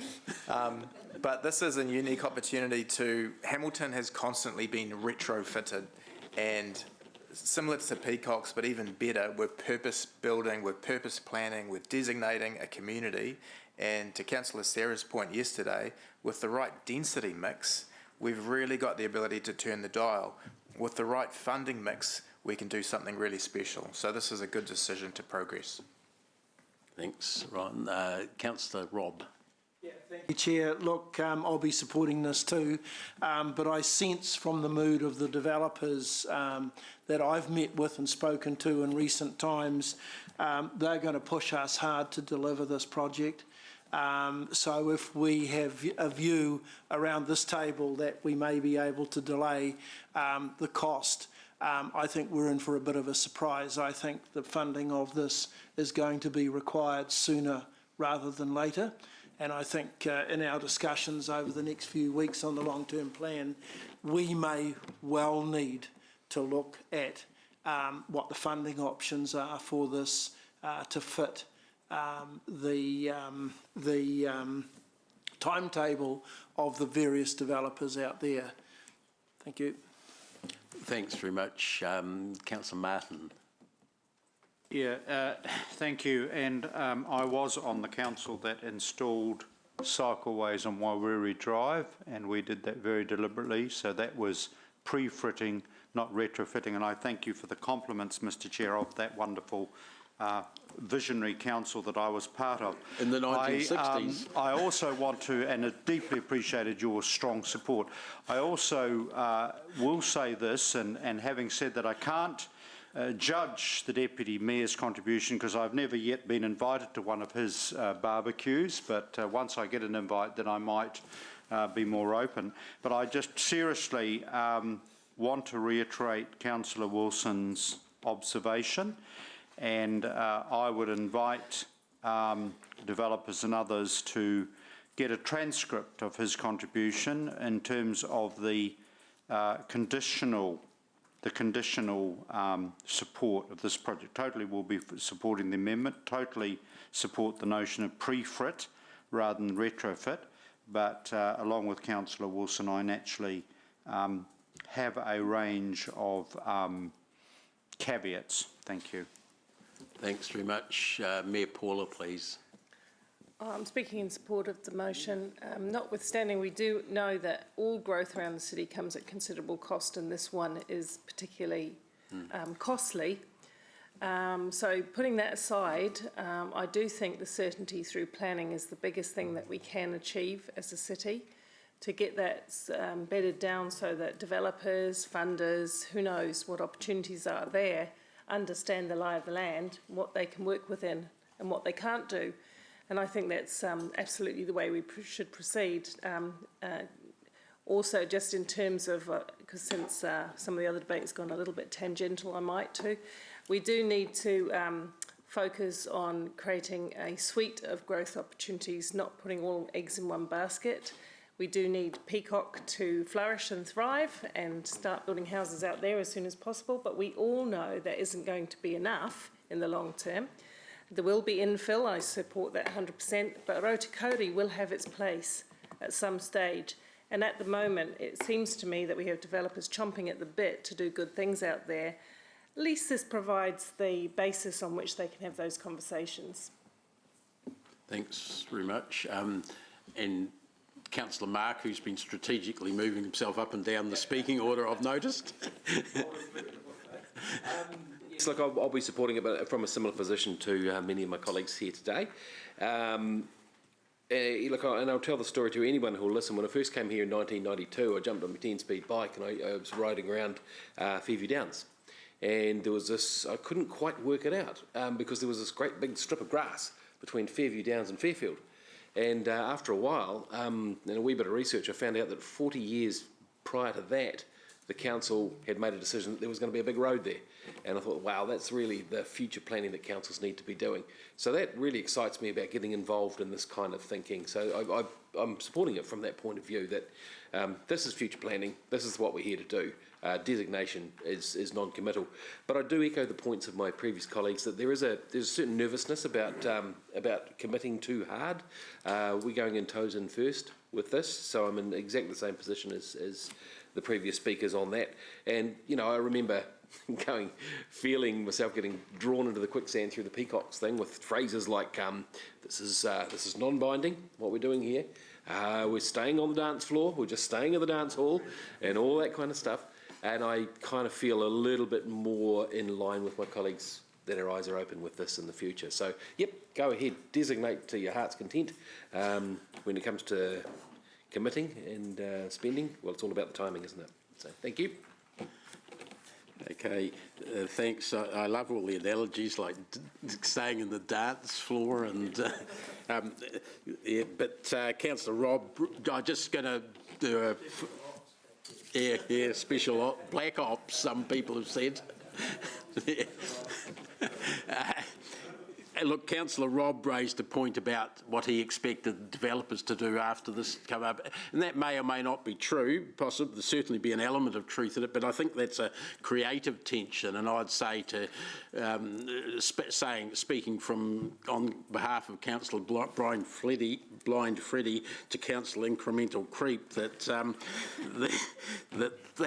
a creative tension that will lead to some funding opportunities, because whether we want to go fast or slow with Rotokauri, we don't have the funds to do it, and therefore there will have to be some other funding mechanisms come into play, or it won't happen, even if you do want it to happen. So I think that's where, you know, they come to us and say, right, we're ready to go now. We say, where's your money? Or, you know, how are we going to fund this? So I think that funding issue is going to be driven by this to a certain extent, and by how fast they desire to go, which I think will help us as well in the long run. But we've got to be game ready for that plan by having our own desired outcome in place, locked in, before we start talking about too much about their contributions. So that's all I'd add to the discussion we've already had. We'll go to the vote, councillors. I'll just do a show of hands, including our 3 on Zoom. So those in favour, please raise their hands. And that is unanimous. Thanks. Councillors, let's break until 20 past, and we'll come back to item 11 then. Thanks.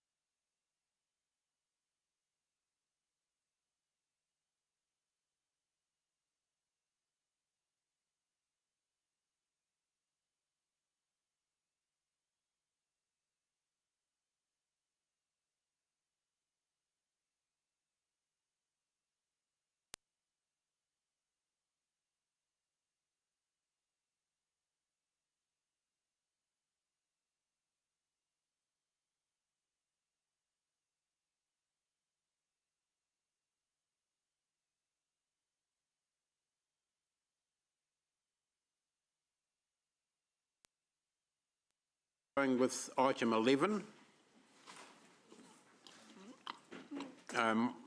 Jen's going to introduce it. And we've got Nathan and Stafford. Yep, Jenna's going to introduce it and smart people will answer your questions. So, councillors, this paper comes to the committee following an earlier conversation at full council. Since then, we have had a drop-in session and it was part of the conversation at our growth briefing last week as well. The report has been revised since the last time you saw it to set out the two most appropriate options for you to consider adopting as our growth projections data series. The report sets out what council uses projections for, the pros and cons of each option, and the mechanisms council has to make decisions should the projections prove to be under or overcooked. It touches on the tools used to help fund growth infrastructure and refers to the reality of most growth councils, that there's a gap between what we fund and what full delivery of a community takes. Growth projections are used to forecast the timing of infrastructure needed to service enough land, both in greenfield and brownfield areas, to meet demand and build capacity into the system. We also use projections to forecast DCs and rates revenues in our budgeting. Today's decision is about choosing the growth projections line you think most likely for Hamilton. It is not a decision on the infrastructure itself. That conversation, the where, what and when of infrastructure, has already started through the LTP, and as Councillor Rob alluded to earlier today, on the 24th and 25th we will be workshopping more of that. So settling on an agreed projection line today will enable staff to provide you with the advice and a capital program through this LTP process that seeks to deliver the level of demand expected. And as I was just saying to Dave, we live in very uncertain times, and projections for many elements of our economy are changing regularly as the reality of the local and international impact of COVID becomes clear. And those numbers are then reflected in the data series that we use. Coupled with the delay to the 2018 census makes this an unusual time for growth projections, and I realise this adds uncertainty to your decision making. Questions? Just before questions, just notifying you that I'm going to move the recommendation with a change, an alteration, and I'll seek a seconder. In part B, where it says right at the end, to inform changes through the 2022-3 annual plan and the 2024-34 LTP, I'm going to be proposing that reads to inform any changes that are needed. And I'll explain that later, but if I've got a seconder to that pro forma at this stage, Ryan, thanks. Yeah, that's what's on the table as the motion.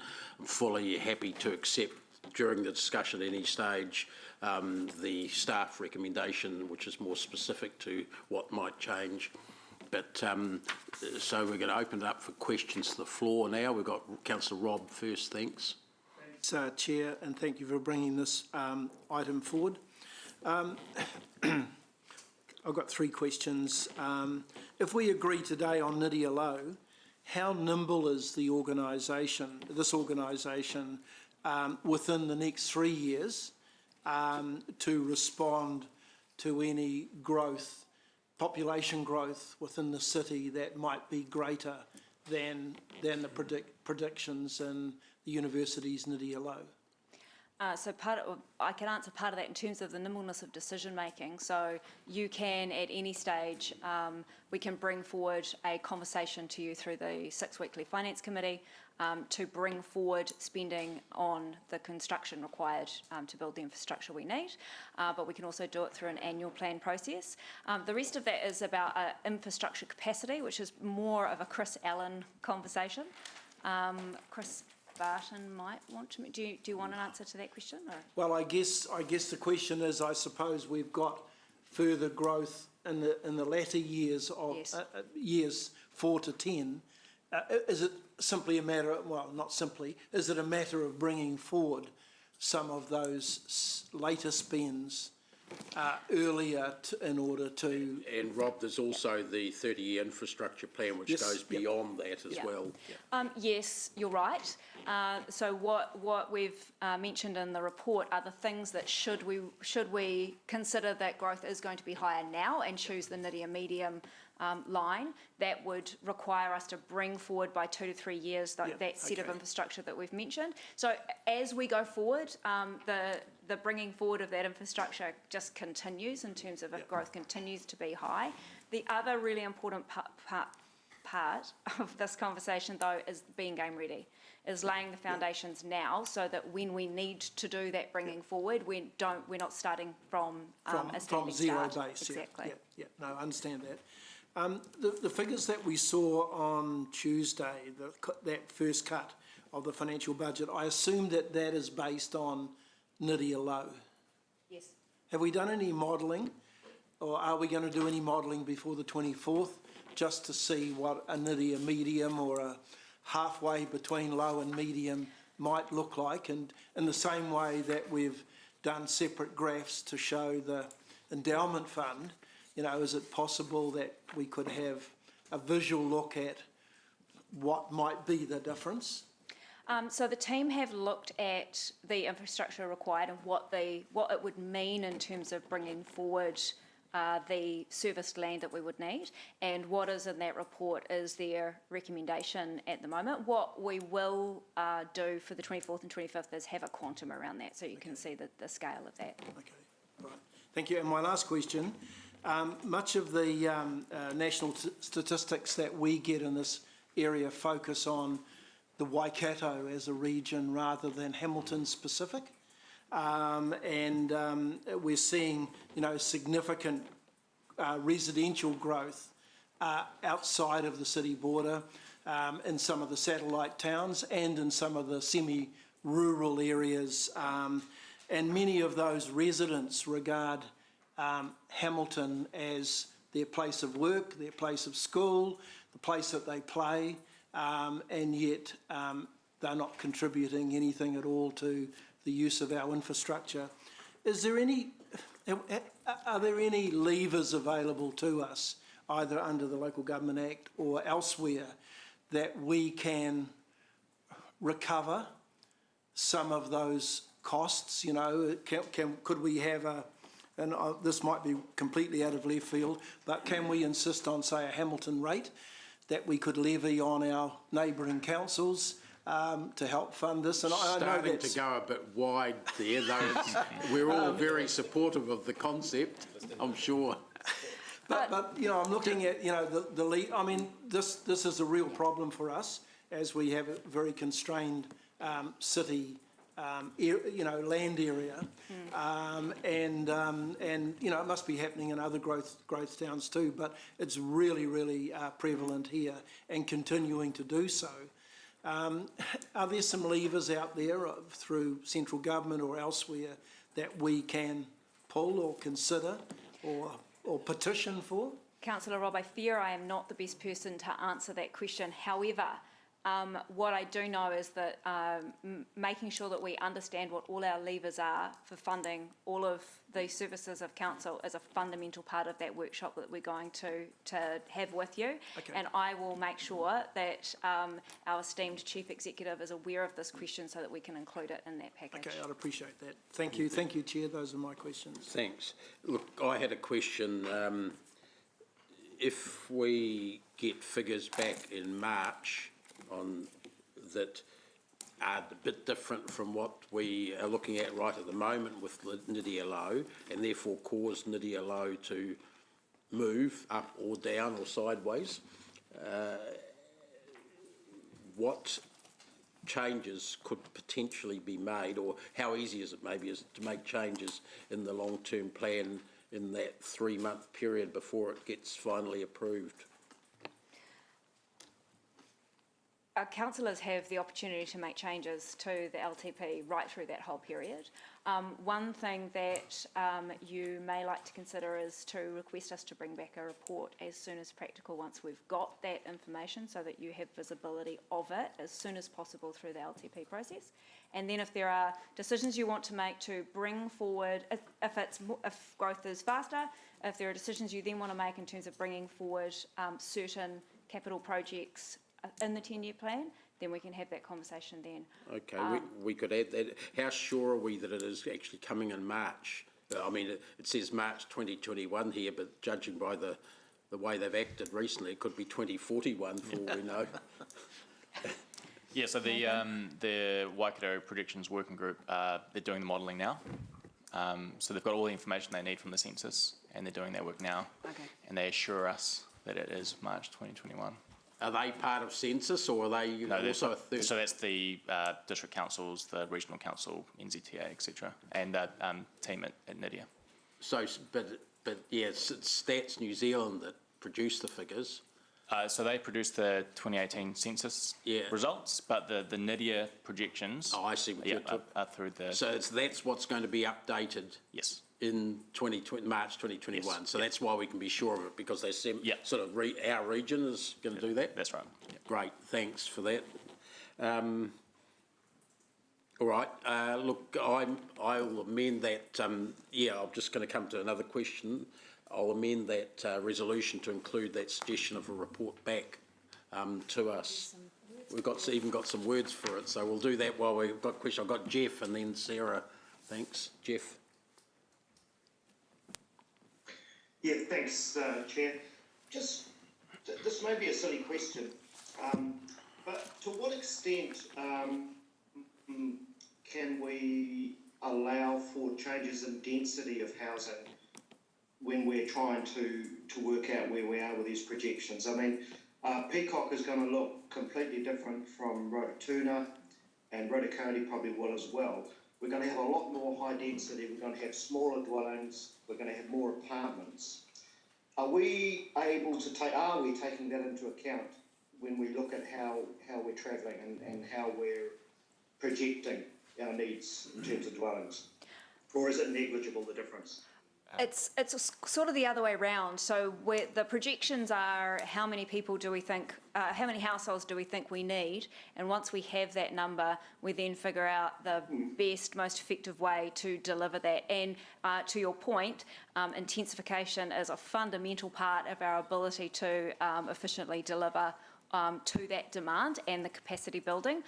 So as you know, around half of all of the new homes in Hamilton for the last wee while have been built in established suburbs. We expect that to continue, and with the MPS coming in, that will drive further intensification. But also we will see continued higher densities, medium and higher densities in those new suburbs. So that's sort of an outcome of the data series as opposed to something that feeds into them. Yeah, but it will affect the number of... They are connected though, are they not? I mean... Well, they're connected in so much as that all housing... I mean, if all our houses are built on large sections, then, I mean, surely, the number of dwellings... It'll come up. I mean, are we marrying that up? That's yeah, the growth projections are projecting the demand required. So how much demand do we need to deliver to? Yeah, I know. Okay, I know. Sorry. Perhaps I can help here, Councillor. Go on. So the projection series are demographic based. So we're looking at the births and deaths and migration patterns in the country, in Hamilton. So these are suggesting how many additional people join the city and the households that they're likely to form. So it's those household projections that we need dwellings to house. So that's where they marry up. What you're saying is that if we have a denser city, then the same amount of land can house more households. But this is that first step. How many households are we anticipating to join the city? So it's that second side that you're alluding to, that how how do we provide infrastructure, what land do we enable to fit these people into. But this report's just addressing step one of that. What is the demographic analysis saying? How many households are joining us? Yeah, I realise it is just addressing that, but don't worry, I'll take it offline. Thank you.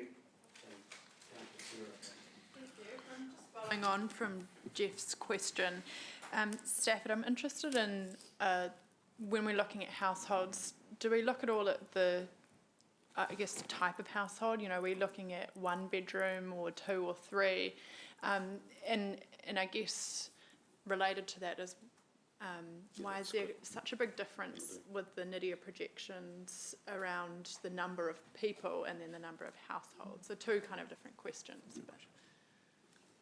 So yes, we do break down households by household type. So there's a range of different family structures that NIDIA projects into, and that partly drives why household numbers, household growth remains higher into the long term, where population is projected to not grow as quick in the long term.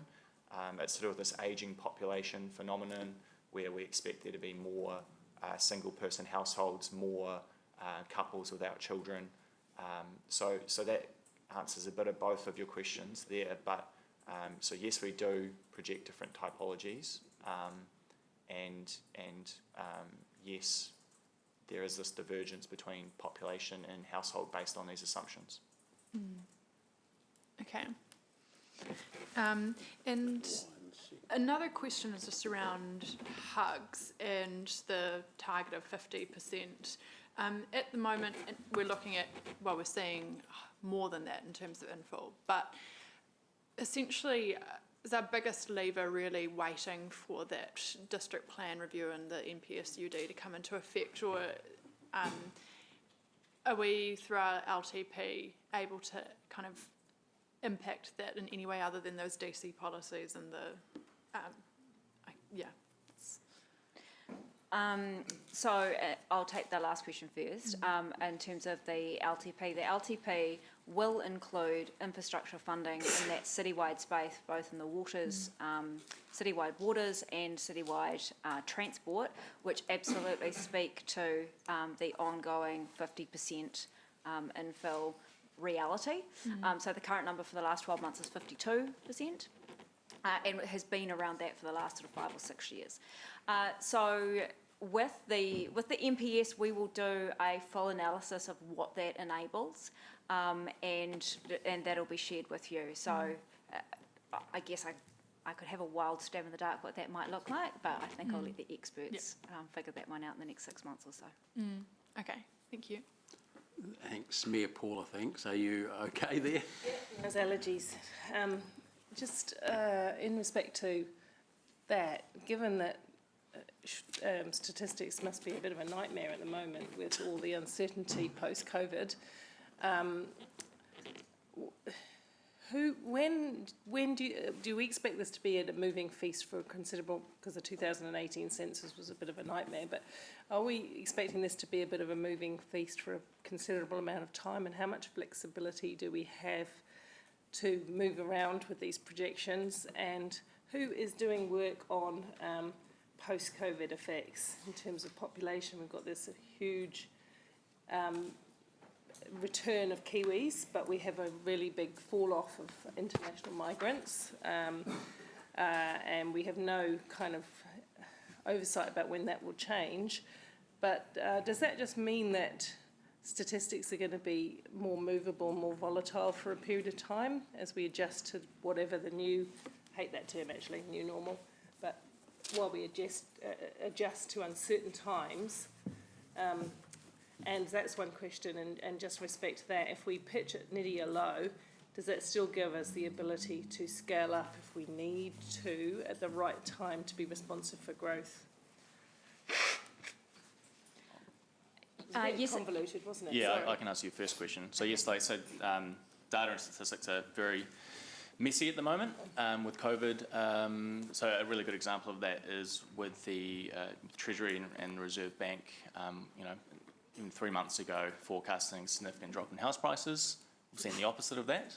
So it is a very hard, fluid time. So we will be working with the team at NIDIA and at the University of Waikato to understand what they're using in terms of their assumptions for these projections they'll provide in March 2021.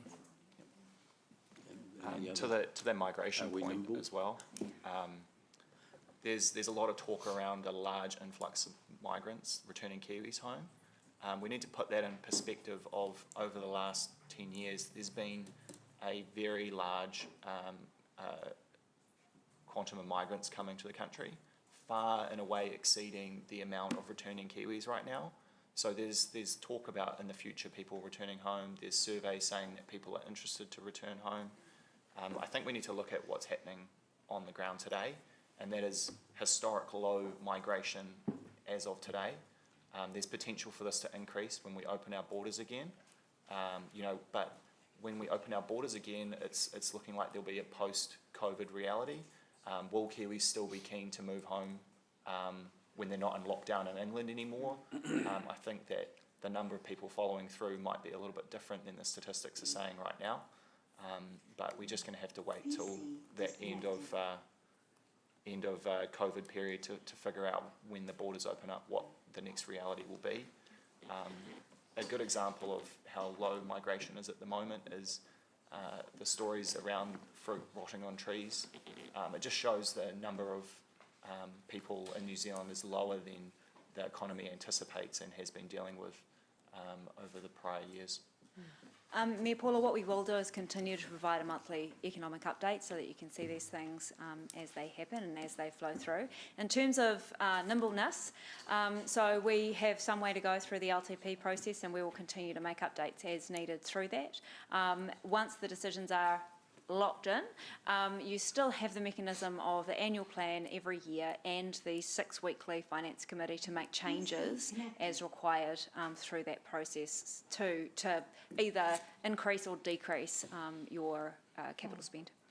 Yeah, so given the sort of long-term decisions we make with planning, the strategic long-term decisions that we make, that's different from your year-on-year adjustments.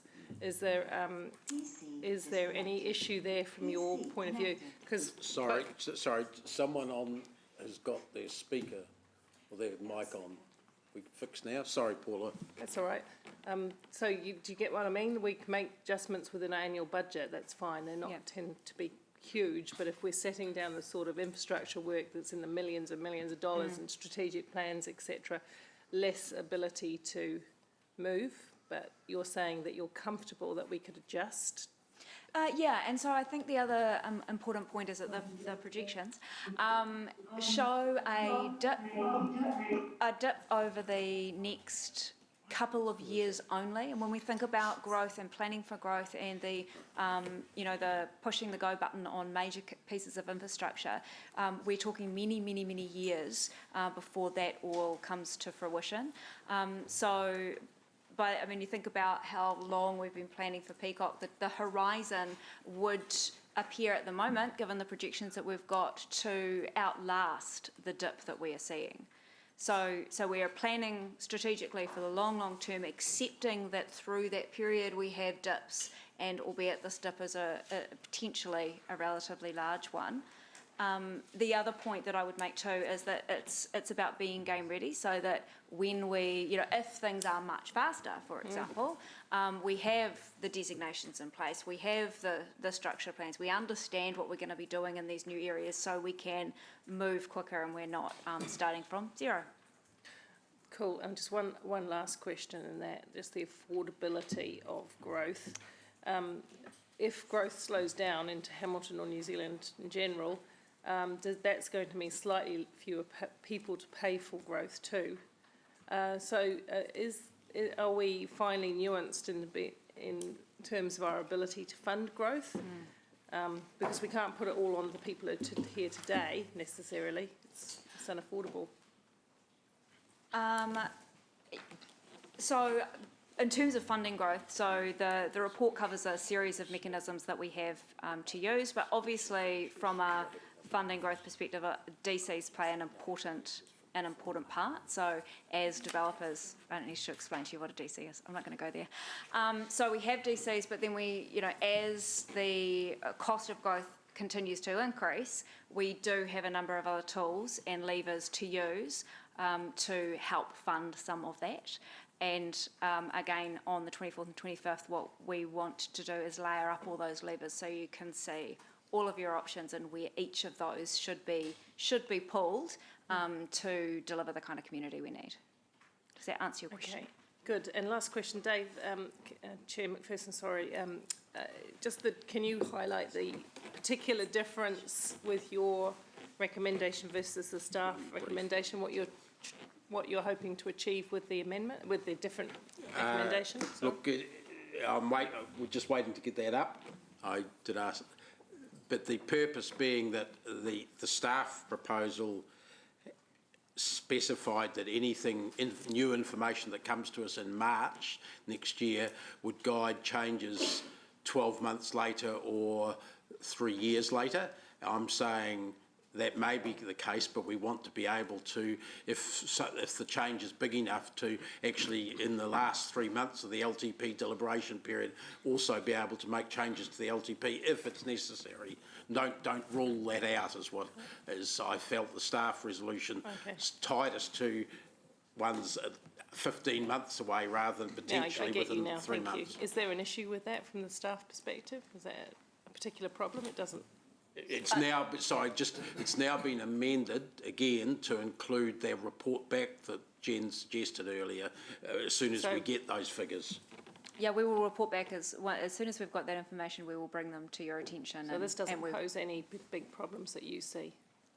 It depends on what the projections say.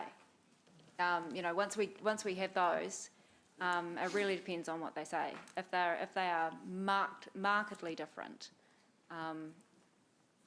then we'll have to have a conversation about the implications of that and what you want to do. But that could happen. It's just a matter of different timing, isn't it? Okay, cool. Thank you. Yeah. So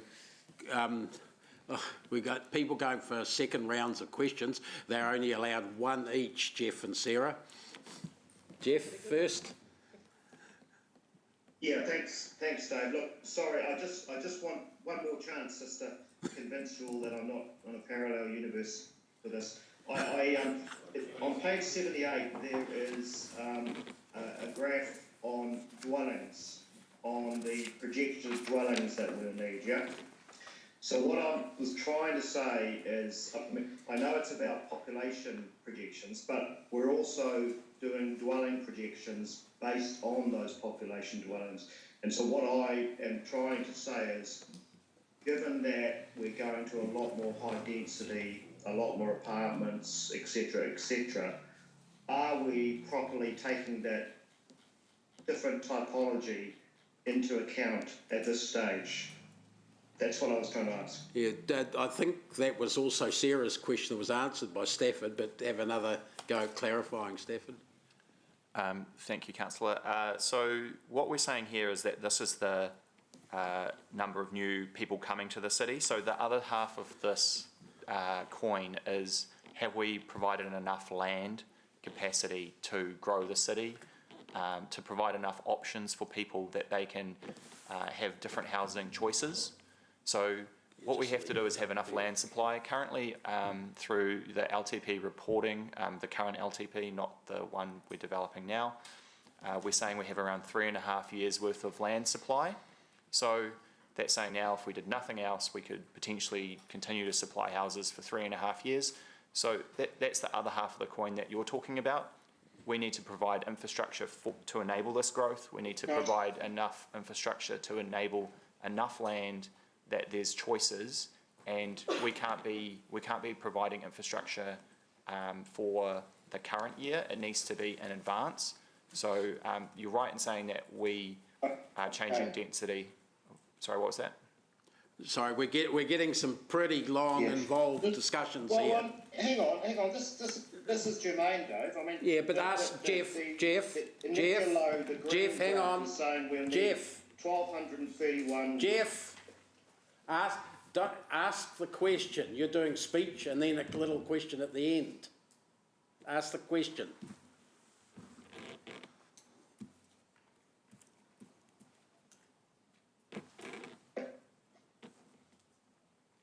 He doesn't want to. What I was saying is, the graph on page 78 is pointing out the number of dwellings, right?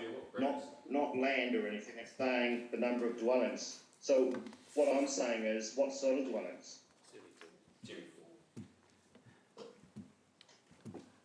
We're not projecting in this graph which type of dwellings will be produced.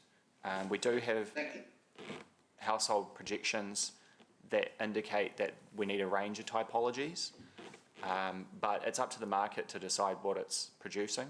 We're just supplying the land. Well, we'll come to that more in discussions. I don't want discussion couched as questions. Sarah? It wasn't. Thank you, Dave. I was just interested in, do we have good visibility of, since we have information on whether how many 1-bedroom, 2-bedroom, 3-bedroom, etc. dwellings that we are projected to need, do we have good information on how the actual dwellings that are being built match up with that at the moment? We do capture a lot of information through the building consent phase. I don't believe that they capture the number of bedrooms in the consent. We do capture at the time that we capture rating information, I believe. Right. But we do capture the general typology from the building consent, whether it's an attached apartment, etc., etc. Yep. Is and that the size. Yep. Information gathering, the possibility to actually gather that information together and have a better view of it, something we do through the housing strategy, or? We can certainly do that, but it also will be a part of the capacity assessment work that's happening through the MPS. Okay, thank you. Thanks. Councillors, look, I realise that this issue is quite important to all of our LTP work and that, so it is important we get some of those details, but in terms of what growth projection we follow, it's not necessarily going to make much difference at this point, I suggest. But look, the resolution that I'm moving with Ryan is up on the wall there, and it's not a substantial change from what the staff are saying. In speaking to it, all it really does is say, let's get the new information, which unfortunately is not available until March. Let's get it as soon as we can and decide what we're going to do about it. And if it's substantially different, let's give ourselves potentially the opportunity to make a change in this LTP. If it's minor, or if it's not going to happen for 3 or 4 more years before it's substantially different, there's some other opportunities which include annual plans and future LTPs. But I suggest we would be wrong if we said right now we're not going to consider any change for this LTP if we get the info in time. I think it's important that we give ourselves that right and direction to staff as well, that if it's different, really different and early different, then we can do something about it in the LTP. So that's me. Other speakers, thanks. Anyone on Zoom? No. Sorry, I just thought I saw a blue. No. Okay, we'll move to a vote by show of hands again. Thanks. Those in favour? What's Jeff doing? Yep. That's unanimous. Thanks. Okay, councillors, let's go. Thank you very much for that. I'm noting Rob had to leave during the discussion too. Pity. Back to number 8, to the Borman Road East Extension macroscope. And then we'll go to the 2 Ruakura items. Chris, thanks. Yeah, morena councillors and Mangai Ollie, Mangai James. So with me today I've got Jonathan Brook, our project manager for the Borman Road Extension project. So this report seeks approval of the proposed scope for sections of the Rototuna Transport Network, as shown on attachment 2 in the report on page 43, which includes the missing link of Borman Road from Kimbray Drive through to Horsham Downs Road. Some of you might know the Horsham Downs Borman intersection by the old chocolate factory that used to be in the location, and also the proposed upgrades from the current rural standard to an appropriate urban standard for Borman Road between Horsham Downs Road and Barrington Drive, and also Horsham Downs Road from currently Northridge Drive up to Borman Road and the Waikato Expressway overbridge.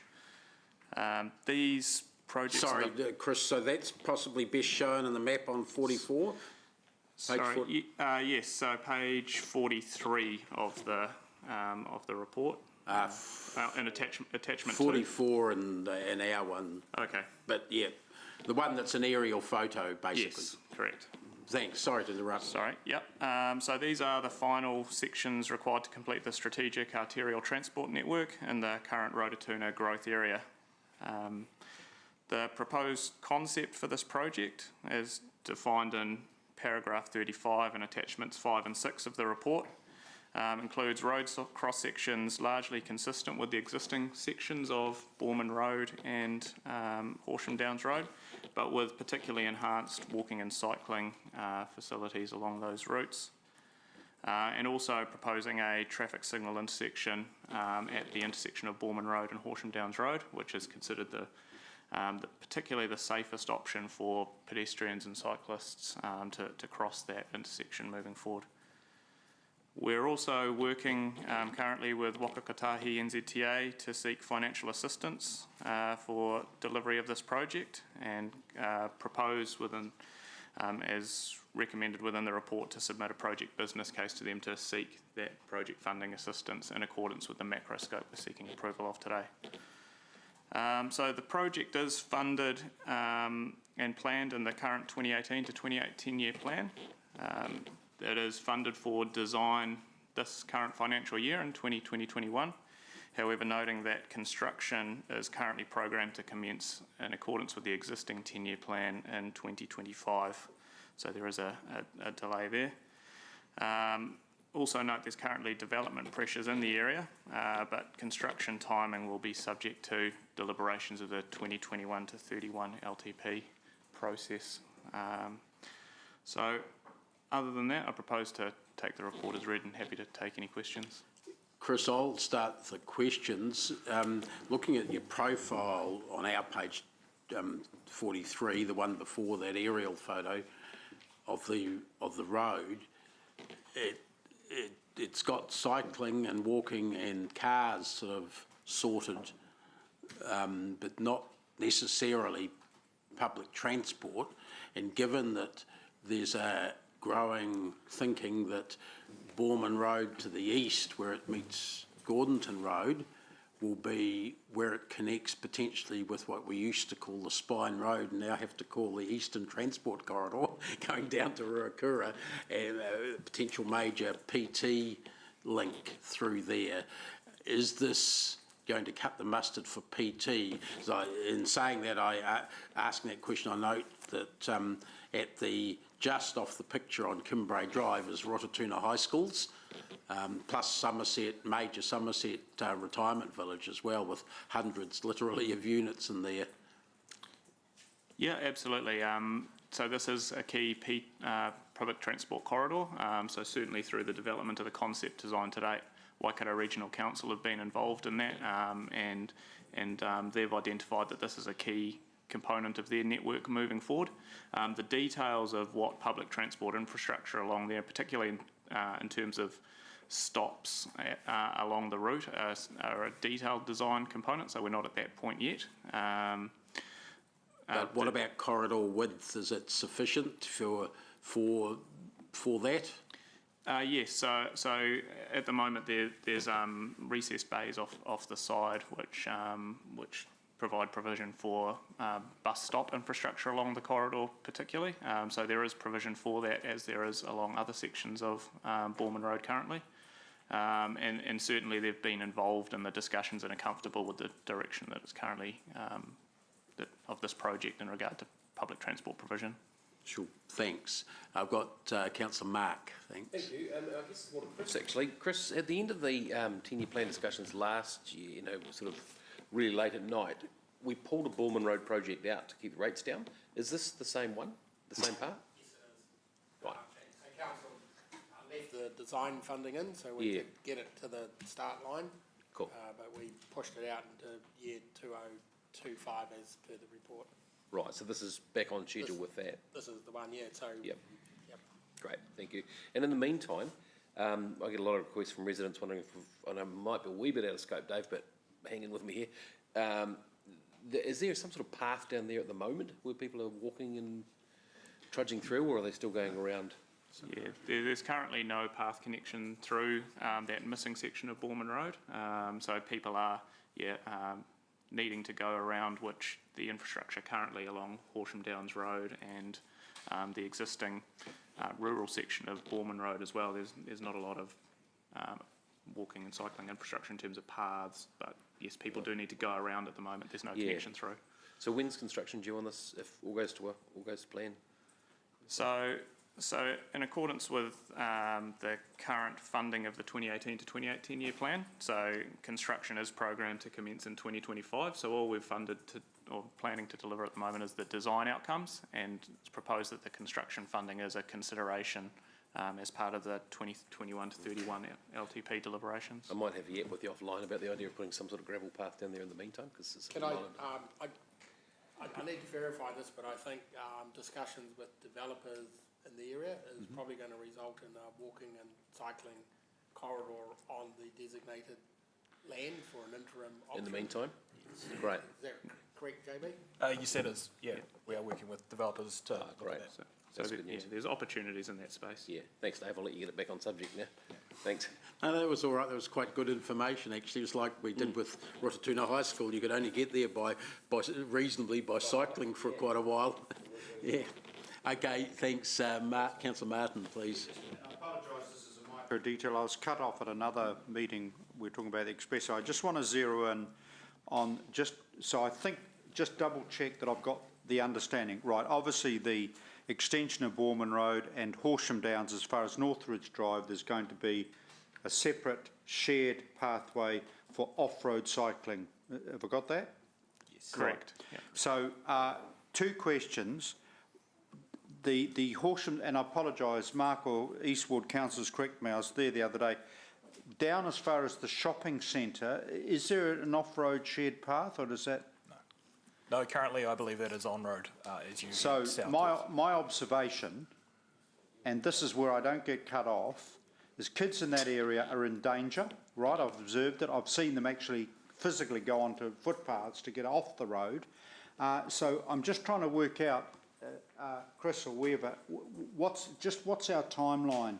Because you mentioned before there was going to be some interim treatment. So at the moment, the construction timing for this overall project, particularly if I understand your question, is in regard to Horsham Downs Road. That is proposed to be constructed in accordance with the current 10-year plan timeframes of 2025, and that's subject to further LTP discussion. The component which we've got an interim opportunity in terms of providing an additional connection is the missing section along Boorman Road between the high school and Horsham Downs, between Kimbray Drive and Horsham Downs Road. So that's the section we were looking to utilise the existing designated corridor to put an interim path down. In terms of other, there may be other options along Horsham Downs Road as an interim outcome, but we don't currently have details around that. As part of the Northridge Drive urban upgrade work, we did put an interim path between Northridge Drive and Jenny and Ave.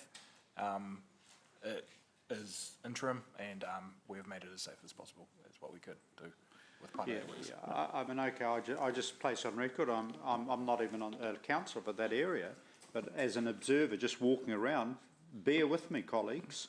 I wouldn't want Mike. I mean, because the traffic, because the Horsham Road is kind of an urban. It's a really interesting. The behaviour of drivers there, in my observation, is totally incompatible in a number of cases with on-road cycling, and I'm just wanting that, obviously notwithstanding the LTP process, very, very keen. I'm sure the East Ward councillors would back this up, that we get some interim solution for that area. Totally click the long term in 3-4 years. That's great. Okay, thanks. Councillor Sarah, thanks. Just noting the fact that what we're proposing in terms of that cross-section is at a higher standard for walking and cycling than what the rest of the Borman Road is. So it will be kind of like a Paula's Anaconda, where you end up with a footpath which turns into a 3-metre shared path and then back into a 1.8-metre footpath. So, I mean, is that something that ultimately we have to look at again with the biking micromobility plan, that in the future we can review that corridor? Because I guess right now, as to Martin's point, you just have kids biking on the footpath because the actual cycle lane is not really appropriate. Yeah, so it is a challenge of, as we say, coming and building some of these roads in stages, and obviously the proposed scope for this project is to try and lift the game through this section and try and make it safer and more functional in accordance with some of our current guidance than the previous sections. But as you know, it is something that potentially through other projects we'll need to come back and have a look at some of those other components of the network and make sure they're fit for purpose. Okay, and the other thing is, right now it talks about Moonlight Drive being used as a bit of a rat run, and it's kind of being used as an arterial or minor arterial as such, but it isn't really designed as one.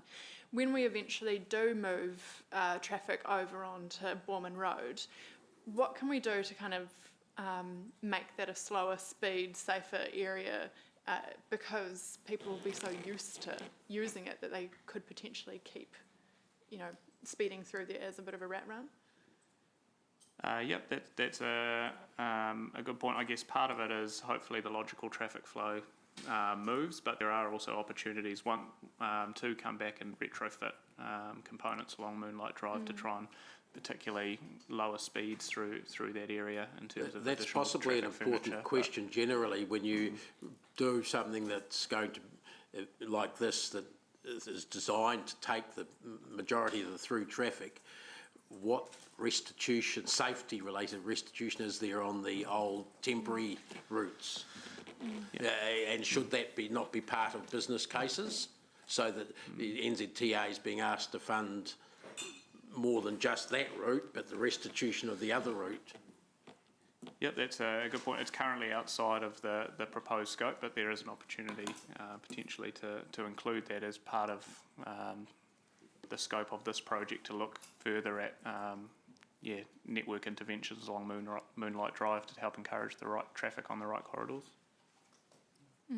So would staff just take that on board when you're preparing the business case, that you'll at least address that issue, whether we can make NZTA support it or fund that part of it, who knows, but it's something that's, I think all councillors would agree with. That so there's... It's my view that we bring that into the scope. I think it just review the speed management regime in the area as well, and choking down Moonlight Drive with a few pedestrian refuges or maybe the intersection treatment. So we should take that on as an integral part of the project scope.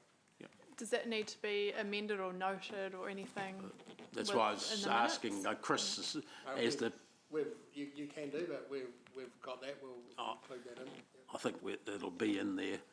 So there's two components to that. We'll certainly bring it into the scope of this project, and we'll try and seek some NZTA financial support for that. But that might be another limb to it that we'll work through. Yeah, I think that'll cover it. It's sort of an operational thing now, but good consideration. Thank you. Maxine, thanks. Thanks very much, Chair. You talked about the old chocolate factory on the corner of Boorman and Horsham Downs roads. That used to be just one building and with an ingress just off of that. That road there.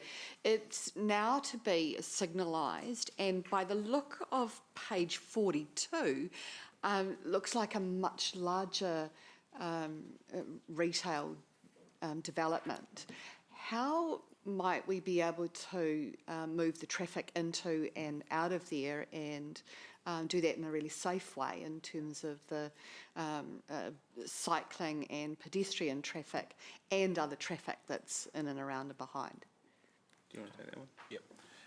So it has a resource consent, and they are currently well through development of that site. They are building a new roading connection off Boorman Road,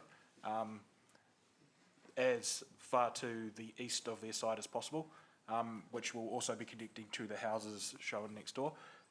They are also going to have a vehicle crossing off Horsham Downs Road between the intersection and the bridge. In terms of walking and cycling, we will make sure that those side roads along the length of the entire corridor will be suitable to... But potentially there'll be people turning right into there across traffic ways. Will there be a traffic slipway for left turning traffic into those? There will not be a slip lane, but there will be a median for those right turning traffic. Okay, thank you. Okay. I've got no other... Oh, sorry, Margaret. Yep. Thank you, thanks, Chair Gallagher. Just a question around cycling, and I'm looking at the cross section here and also the street map, so I'm not sure what page that is. 45. Just from a cycle safety point of view, I mean, we're looking at the Boorman Road extension. What speed limit is that road going to be? I presume it's 50 or is it 60? The current Boorman Road speed limit is 60 kilometres per hour, but I understand that there's proposed to be 50. No, it's only 50 up that end. I'm pretty sure, isn't it? The rural section is 60. Oh, I see. Yeah. Okay. Yes. So the connection. Yeah. So it's currently 50 kilometres per hour, and we propose that the rural section from Boorman Road up by Horsham Downs Road through to Barrington Drive is currently 60 kilometres an hour, but it's proposed that will lower to 50 as part of this project. Yeah. It's okay, great. So the cross section that you provided us, and look, the only reason I'm asking these questions is because you've given us the detail. So there's a 2 metre, what's it called, median strip in the middle, which separates the cars, and then you've got a 1.5 metre cycle lane unprotected on road, presumably in a 50k zone. So, given the popularity and of this, well, the existing Boorman Road, and the school children and the younger families in that area, did a fair amount of campaigning out that way, so I've got a fair idea of what sort of demographic is out there. Why are we not proposing protected cycleways on road or off road? I can see why there's probably not enough room for off road, but are we able to have protected cycleways on road? So through this corridor, the on-road 1.5 metres on the side is not identified as a dedicated cycle lane, but just as a shoulder. And then the primary cycling facilities are identified to be utilising the 3 metre wide shared path on both sides of the corridor. It was investigated to look at separated cycleways along this route, but space provisions or space constraints along this existing corridor made that challenging to implement. Yeah, and that's sends up a bit of an alarm bell for me, really. I mean, here we are, we're proposing newly built roads instead of retrofitted, and we're already going to commit to, in my view, and I imagine in many cyclist views, substandard cycling infrastructure. And you say that there's insufficient room, but again, this is the looking at the photo, which is pretty bare of trees, I might add, whereas you've actually included trees in your little cross-section. We've got a 2 metre median strip in the middle. How come we just don't have a painted line and we use that space for cycleways? So, I know it's detailed, but you presented it to us. Yep. So the 2 metre median strip is also there to provide right turn facilities to some of the side road connections along the corridor. So that's one of the components. It's not just there as a flush median, it's also to provide safe right turn facilities along the route. And the proposal as worked through from the team to date has been to provide that the enhanced walking and cycling from some of the previous sections by providing 3 metre wide shared paths on both sides of the corridor, which has been identified to be an increase in level of service from some of the previous sections of Borman Road, which don't have any off-road cycling facilities, and it is just an on-road 1.5 metre cycle lane through the previous section. So having the off-road facilities on both sides is deemed to be an increase in the level of service through that corridor. Okay, thank you. So the cross-section that I'm looking at, that's existing, it's not what we're going to be doing for the Borman Road extension, is that correct? The one on attachment 4, that is the existing cross-section, yes. And then the one on attachment 6 is what we're proposing as part of the macro scope that we're seeking approval of for the new extension. Page 45. Sorry, page... Yeah, 45. Yeah. 45 on diligent, yes. Page 45? Okay, right.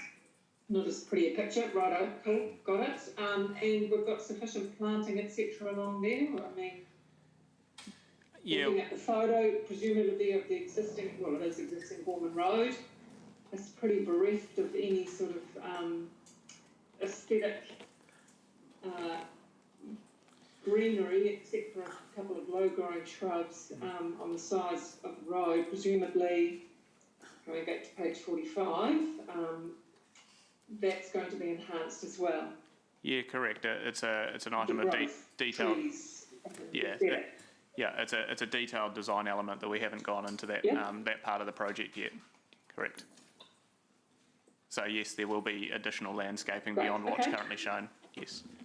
Okay, thanks, councillors. Back. Thank you. Thanks, Margaret. Back to the staff recommendation, which I'll move. Do I have a seconder? Mayor Paula, thanks. She's gazumps you. I'm sorry, Martin.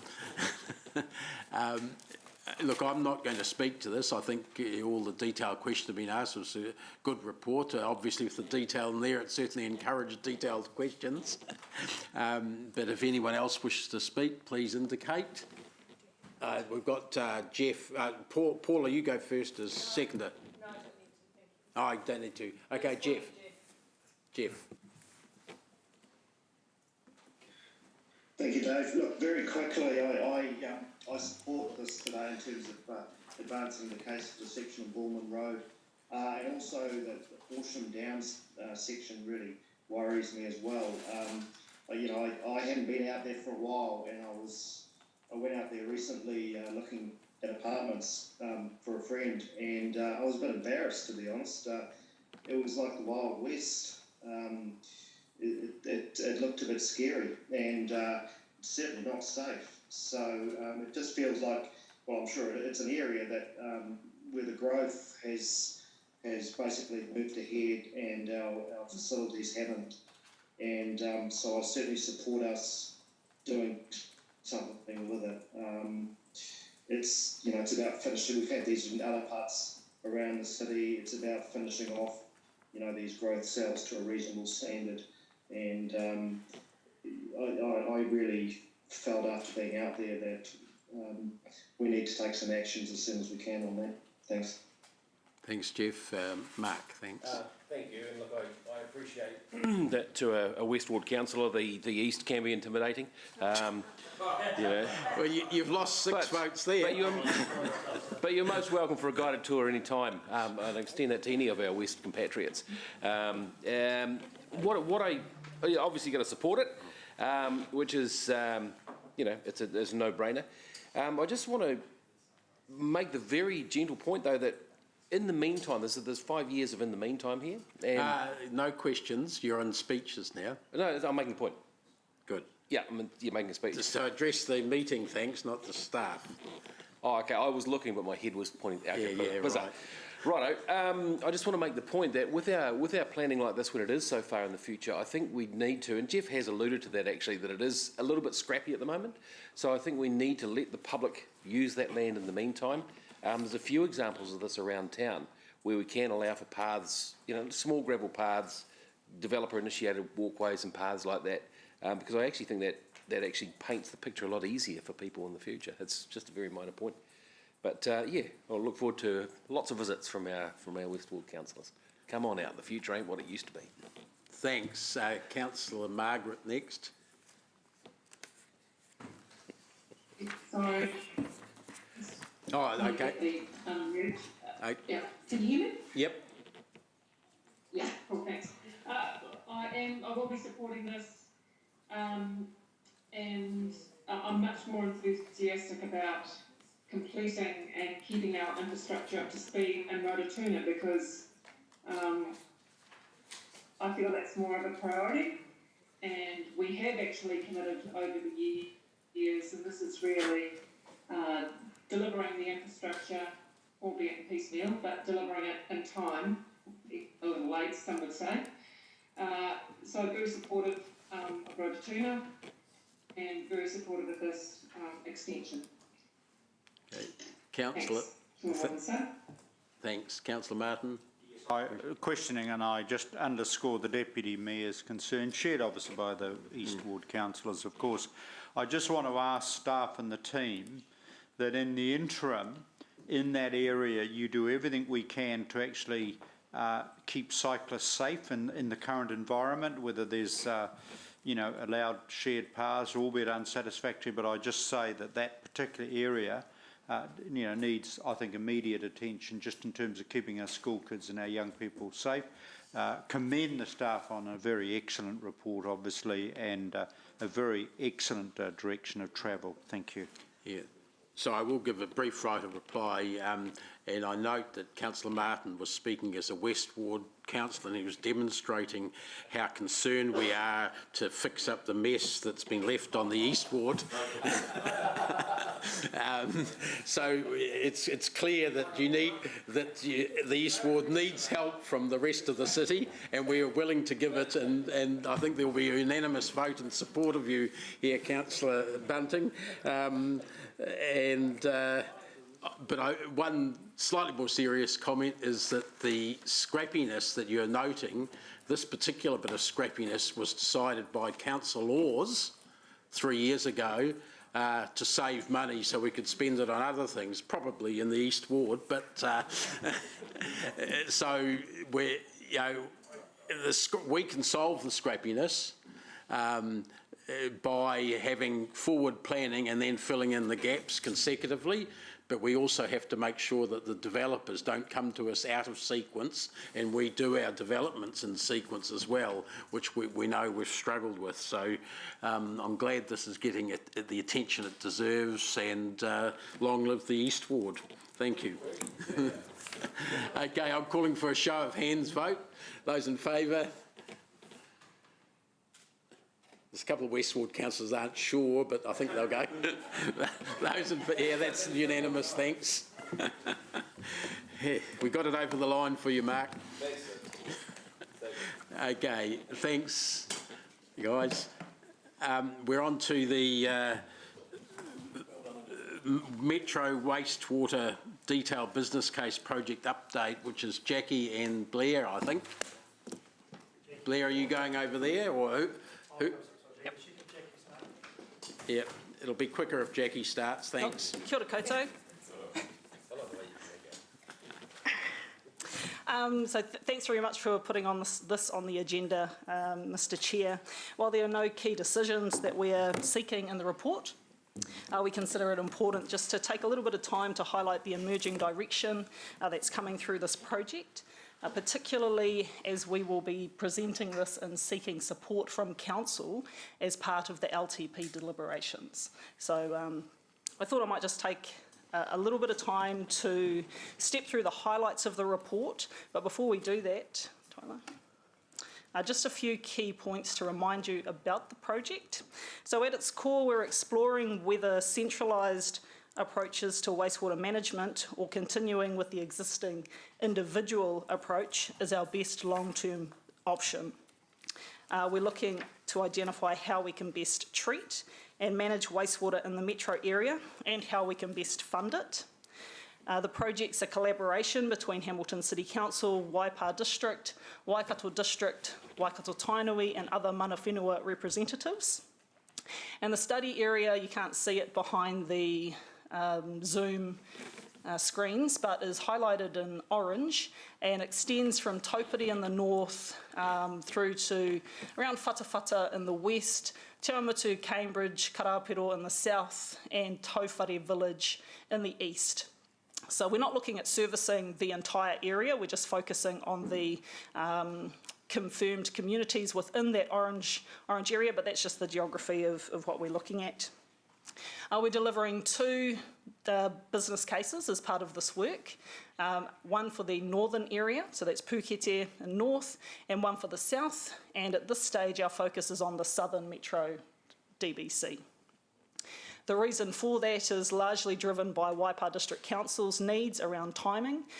So this project was initiated formally in July and we are aiming to identify a preferred servicing solution for the south by December this year.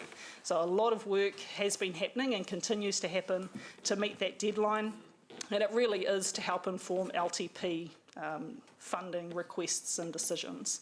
There'll be a separate Northern Metro DBC and after the submitting this report, the Waters Reform Stimulus funding for both DBCs has been confirmed, so that's really positive. Tyler? Move on. So the key project objectives and the vision for the project are outlined in your paper and here. Basically, we're seeking to deliver DBCs that meet the Treasury Better Business Case model, so that's the 5-case model, delivered in time to support critical investment decisions and LTP funding requests, and that present solutions that deliver best for river outcomes, including measurably contributing towards meeting the objectives of Te Ture Whaimana, or the vision and strategy for the Waikato River. And obviously the solution we present and that we recommend needs to be able to be implemented. So funding and affordability are key issues that we're looking at for this project. So this slide really just highlights the 5 cases involved in the Better Business Case model. Just for, again, a recap, the strategic case really sets out the why. Why do we need to do things differently to what we're doing right now? The economic case, the term or the title for it doesn't really reflect what it is. It's really the options development and assessment process, and as part of that we're considering much more than just the economics or the cost of the solution. The financial case sets out and considers affordability matters and how the preferred technical solutions will be paid for. As part of that case, we'll be looking at potential rates impacts and debt limit impacts. The commercial case really considers the commercial delivery structures, the contract packaging, so the different packages of work and how they might be procured, and the contract models that we might use to deliver the work. And the management case really just sets out the details around how we will successfully deliver the project. So roles and responsibilities, implementation programs and those sorts of things. So one of the key milestones since the last report that I gave at the October meeting is that the short list of servicing options has been confirmed by the governance group, and Hamilton City Council are represented on the governance group by Mayor Paula and Chair Dave. So this is just a schematic representation of the shortlisted options. Option 2A on the left there is basically centralisation. So the option involves servicing the northern part of the metro through the existing Pukete wastewater treatment plant.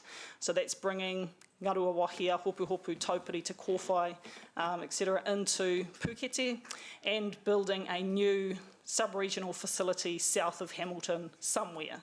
The location of that potential facility is being worked through at the moment through constraints, mapping exercises and a whole heap of other work. The other option that's on the shortlist is basically an improved business as usual model, which involves retaining some of the existing plants, so Ngaruawahia and Cambridge being retained but with significant upgrades, not really extending the service area for Pukete as far as we would through option 2, but we are looking at bringing in the likes of Te Kōwhai into Pukete and building a new facility south of Hamilton to service the airport area, which currently doesn't have a sustainable wastewater solution. So that's option 4A. Those two, like I said, were confirmed by the governance group as the shortlist options to take forward at the end of October.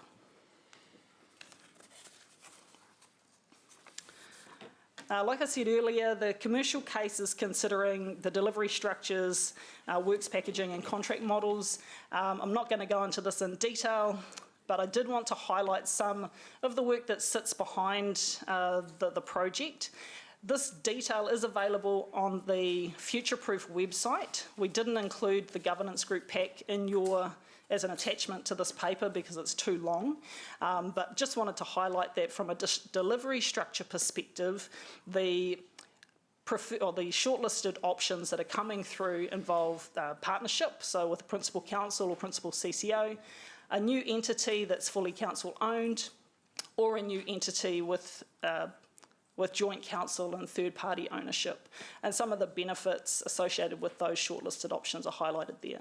These options haven't been confirmed yet. We got quite a considerable amount of feedback from the governance group that the team are just working through at the moment. You'll see in orange there we've got new regional water entity. That's not being proposed to be progressed at this stage because it is dependent on Three Waters reforms, but the team are very cognizant that the preferred option will need to retain the flexibility to transition into an alternative structure in the future.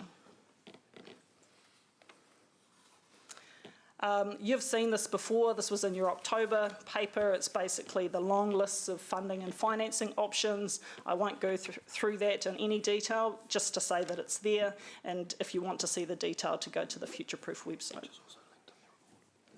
The link to the Future-Proof the governance group agenda is in your report, so it should be easy to access. And the final thing I wanted to highlight is that while the work is a work in progress, we are spending a lot of time working closely with the other councils, and that's really to try and align LTP funding requests as best we can, given that this is all a bit of a work in progress. So the types of things that we're doing to try and align what's being put forward across the three entities is meeting regularly with senior staff from each of the councils, Blair and the other CEs from Waikato and Waipa are also meeting regularly, and we're really working through the emerging cost estimates. So you'll see in there and in the report that the order of magnitude costs for a southern facility are significant. So for the plant, and please don't hold us to these costs because they are high level, the plant is $140 million, and the conveyance costs at this stage are at that $100 million mark. So these are big numbers that we're talking about. We're working through potential staging options to optimise timing of investment, because those figures are based on servicing population projections as at 2061. So we really do need to pull that back and look at what we need what we need now and in the sort of medium-term future. We're also starting to discuss cost allocation principles and really starting to just put some options on the table which will eventually come to the governance group and to councils that are involved in the project. So the objective of all that discussion and collaboration is really so that the three councils can put forward LTP funding requests that are based on agreed principles and assumptions. So it's really, really important. Those numbers are probably scaring you a little bit because they're big, and funding and affordability will be key challenges that need to be overcome, not just for option 2, which is emerging as the preferred option, but for the improved BAU option, option 4A as well. So across the board, affordability and funding are going to be real challenges that we need to overcome. So within the LTP funding request that our team are putting forward at this stage, this project is presented as an opportunity, so it's not included in the base proposal. We are looking, like I said, at working through the staging and timing elements of this project. Part of the project is looking at off-balance sheet structures and how we might be able to fund this type of work. And obviously the government through Waters reform direction is going to be a significant factor in overcoming the affordability and funding challenges. So I guess just in summary, that's where we're at with the project. We don't have all the answers. We're still working through it, but we are seeking council support to preserve the opportunity to consider and deliver the Southern Metro facility. And that is really based on the emerging direction that's coming through the work. Thanks, Jackie. And Blair, you're just going to tell us how this is working in the governance sense between the three councils, aren't you? Yes, look, I think, thank you, Chair. I think Jackie's covered it exceptionally well. I think the key is that we're having regular and very thorough conversations with the other two councils, Waikato and Waipa, around the various ways that we can align the discussions we're having with the respective councils in terms of how we may treat this in a long-term plan. And I think, as Jackie has said, the critical element to this is if the Southern wastewater plant is confirmed as the preferred option, how do we ensure that we find a solution that works for all three councils to keep that option pathway alive, particularly around land acquisition, land designation, early design costs, and then subsequently later in the LTP and infrastructure strategy period construction. Noting that Waipa District Council has the critical need to invest because of their Cambridge wastewater plant. So there is a risk that Cambridge wastewater plant and Waipa's needs means that they will take an investment path that may be just focused on Cambridge, and therefore the sub-regional option, which may well be the best option for the metro area, is lost. So we are exploring that actively, Councillor Dave. We need to be all aligned, and so those conversations are ongoing. But I think the key message for Council today is this will be discussed as part of our long-term plan. It is currently presented as an opportunity, so it's not in the baseline numbers, but we are looking at all innovative methods to keep this opportunity alive for all three councils. Final point I would make is that, as we've seen in the long-term plan, there are a substantial number of requests for projects, including water and water compliance, and it may well be that the water reform program that government has started and we're actively a participant on may well be the circuit breaker that ultimately is needed to get a project such as this delivered. And I think that's just the scale of the investment needed in both addressing compliance but also high growth areas such as our area in a metro sense, and the need to fund those water, wastewater, stormwater investments over a long period of time. So this study is progressing at pace, but it is having to work in parallel with our LTP discussions. As long as there's no pivoting and other buzzwords. Thanks. We've got a heap of questions here. Councillor Ryan first. Thanks, Chair. I guess to Blair and staff, you talk about this as an opportunity. It's not currently in our baseline, but in the report on page 60, you talk about HCC contribution will be 50%, but the planning and acquisition must occur within years 1 to 3 of the LTP. So it's almost not really an opportunity, is it? It's sort of it's a compliance cost that we're going to have to face. So that was a question, but to the staff recommendation, Chair, I just wonder whether, I know it hasn't been moved yet, but it says C, note staff are working with Waikato and Waipa District Council around funding requests. I wonder if that's an opportunity to add in there to test a targeted rate as an option with our neighbouring councils, given that effectively you're saying it needs to be an LTP and it's unfunded. So I wonder if that's an opportunity to test that. In Council's hands, but I would note from Jackie's earlier slide deck that various funding mechanisms, including targeted rates, is part of the very detailed project of work programme we're looking at. So it's implied already, Councillor Ryan. Okay, so that could come out in our 10-year plan consultation? It could well do. Yes, it could well do. Okay. I also wonder if, you mentioned the off-balance sheet funding, Jackie. Would that work like councils, 50% shareholders, and the IFFs, the other 50%, with the cost attributed to the beneficiaries, as in a targeted rate, effectively, but through the IFF? That is one potential scenario, absolutely.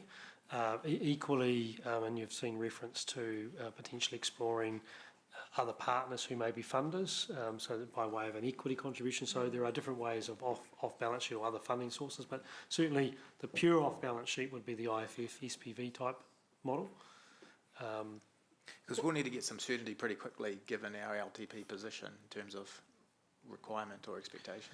I think, councillors, the early years is where the greatest level of certainty is needed in terms of if we are to progress a sub-regional solution, then securing land location, design, consenting in those sort of first 3 years is the more important area of spend. The construction would be towards the latter period and maybe beyond the 10-year period of the LTP, depending on the staging and how that's all put together. So the real criticality is around the opportunity to align in those first 3 years. Probably a question for you, Chair, and or Mayor Paulo being the governance representatives. If this goes sideways with Waipa taking their bias, have we got... With what, sorry? Waipa District Council taking a biased view of how they might co-fund with this. Have we got Minister Mahuta there ready to drop the hammer in terms of making sure... We certainly had in the back of our minds that at some stage the government could tell everyone what to do anyway, and we thought we'd rather decide our direction of travel ourselves than be ordered to do something by the government. So, if I can just comment on that, we've been working so collaboratively with Waipa. I don't expect them to send a curveball this time, because it's predicated on a large amount of need in their own area. And if they don't do this, they're going to remain non-compliant, for one thing. So they've actually got to spend that money. It's not an opt-in from a management structure point of view, which was the difficult conversation before. So I don't think we'll see two councillors from Waipa holding us up this time like we did with the CCO potentially. So no, do you? No, look, I think the drivers are very different this time. Waipa have a definitive need to address the wastewater situation in Cambridge. Jackie, their preference is the sub-regional solution? Yeah, so what they've put forward in their proposed LTP includes for a sub-regional facility. So it's not based on the latest numbers that we have, and they've just used what they had available, but they're proposing to fund the sub-regional facility versus the standalone plant at Cambridge. I think the biggest challenge for us is the critical need of Waipa in terms of timing. So they've made commitments through their short-term consent, which they've just secured for their existing operation down there, that basically says that they will either have a new plant at Cambridge up and running in 6 years, or we will have had a consent application in for a sub-regional facility by 2023, and that will be sort of operational within 10 years. So those are the commitments that they've made in their consent application and has been transferred as consent conditions. So they've got real urgency around needing to have certainty on what the preferred option is going to be and where each of the other councils sit in terms of supporting it and basically confirming funding to deliver it. And councils will appreciate this project is moving at pace, and so some of the very obvious questions you have are being worked through right now. But I think probably only a comment I would make here is what we're trying to balance here is the long-term investment opportunity for the best outcome for the sub-region and the environment, which is clearly emerging to be sub-regional lens of wastewater, 2 plants. But how do you then reconcile that with our need as Hamilton City, maybe for a slightly later time frame for when we need that sub-regional plant to the south versus Cambridge who need it in the earlier time? And how do you stage and construct and invest in something where our need is a bit later than the other council? So those are all the very elements that we're having to work through at the moment and test and probe. And I think if we can ultimately achieve some form of solution where there is a staged investment and potentially the Waipa portion is staged earlier than the Hamilton connection, that would be ideal. Whether that's feasible, that's all to be worked through. Because ultimately we're also going to have to be investing in our Puketi plant to meet existing consent requirements and growth needs, and so investing in both plants at the same time will be financially a challenge. And so those are the very elements that we're working through and teasing out and don't have all the answers to today. Okay, thanks. We've got Councillor Mark. Thank you. Sort of born out of curiosity, but strangely enough ties into the Te Pono or the PO work we're about to do. I know iwi are involved in these discussions, which is great. Do you see any cultural considerations regards the transfer of waste products, making this bigger in the future? I'm talking particularly about the kaitiakitanga of the whole process. That's pretty unspecific, but No, I know exactly what you mean. What's this like? So the overarching vision for this project is the vision as in Te Ture Whaimana. Yeah. So it's really around delivering, what's best for our river and what's best for our communities, and setting up the entire project so that it is reflective of a treaty partnership. So at the governance level all the way through, we've got equal representation between council and iwi mana whenua.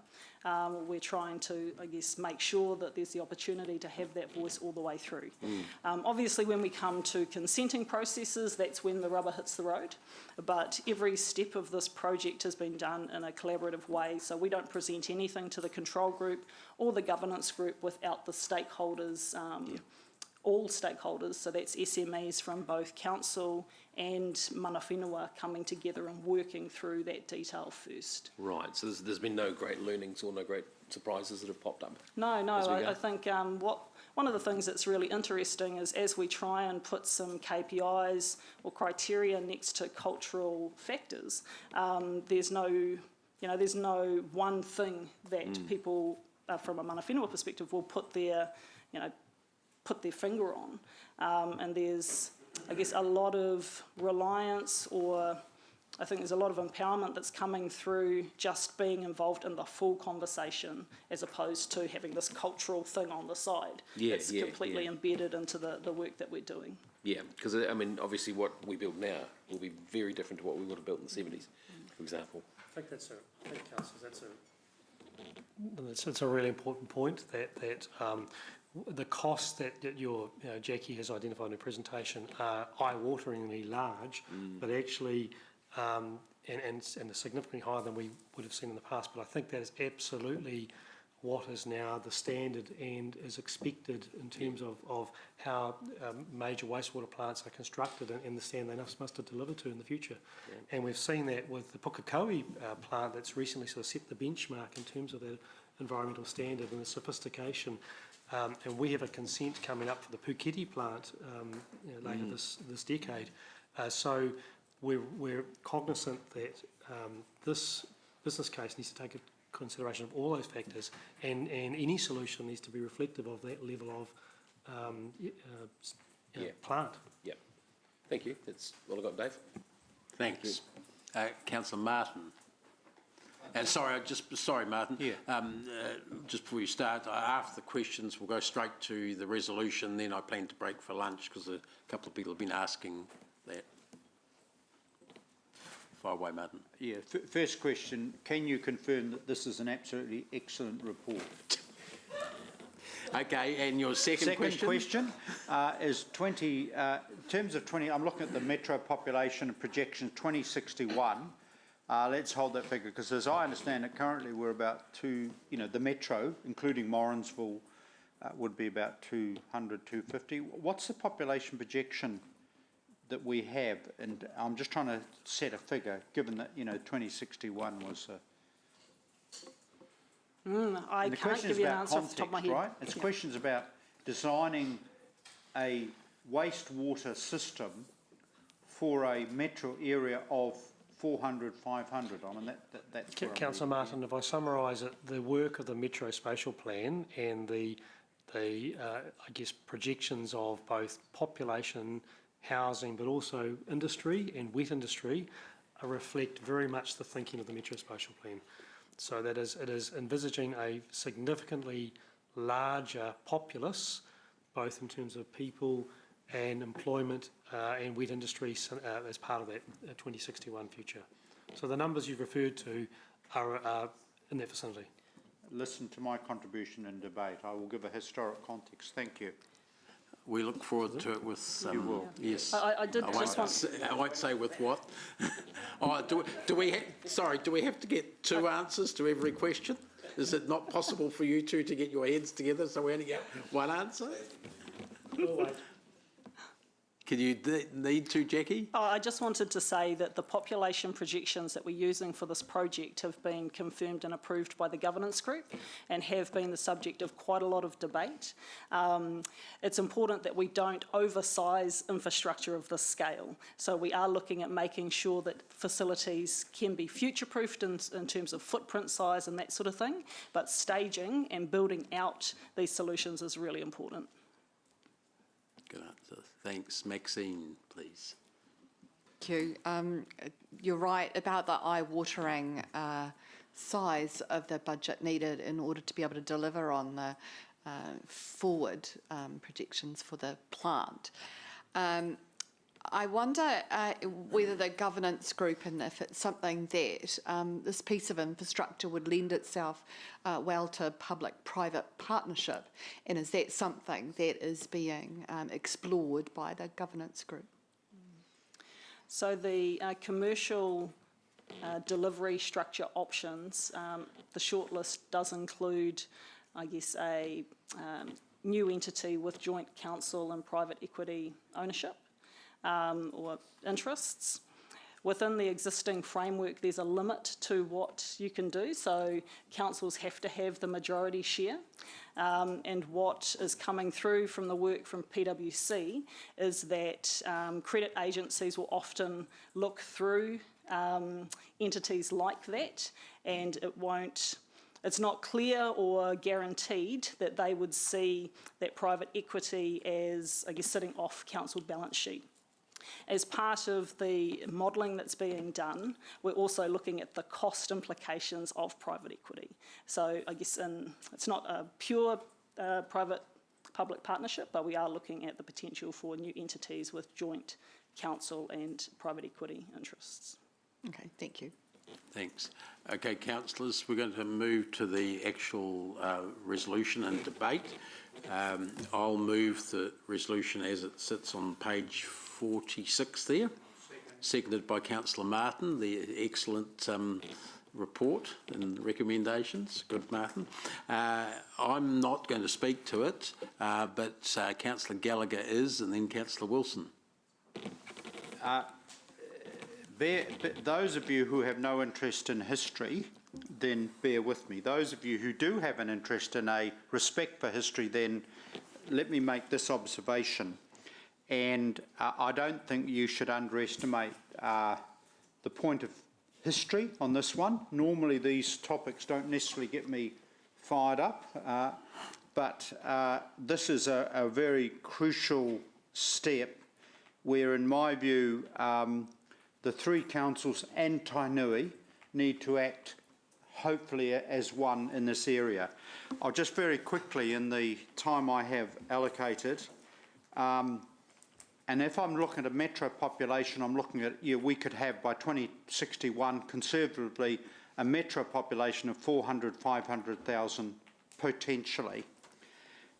When you next go into Committee Room 1, I want you to have a look at the photo of James Baird. He used to be a city engineer before he was sacked by the town clerk. He then came back, topped the poll as a councillor, and for a number of years was the deputy mayor of this city with Dennis Rogers. And when that council designed and thought about the Puketi wastewater treatment plant, the population of this city was roughly 30 or 40,000 people. The elected wing went beyond the horizon and said, how do we future-proof this plant? The city of the population now is 170,000 and that plant is still going strong. I will leave it at that. Because you had a visionary council with people like James Baird, Dennis Rogers, etc., we have actually enjoyed the future vision. And I just hope that we as a council live up to a previous council in terms of looking beyond the horizon. A number of us may not be here in 2061. We are hopeful, but a number of us may not be here. But I hope the council at that time thanks us for the vision. This is a really strategic, important piece of work. Thank you, Councillor Ewan. Thank you, Mr. Chair. I'm thinking that Councillor Serra may be here. But moving on. Look, thank you, staff, for the report and the work.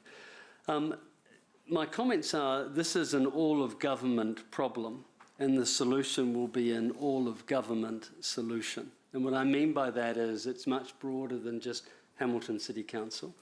And in fact, it is the elephant in the room when it comes to local government's ability to afford the infrastructure it desperately needs.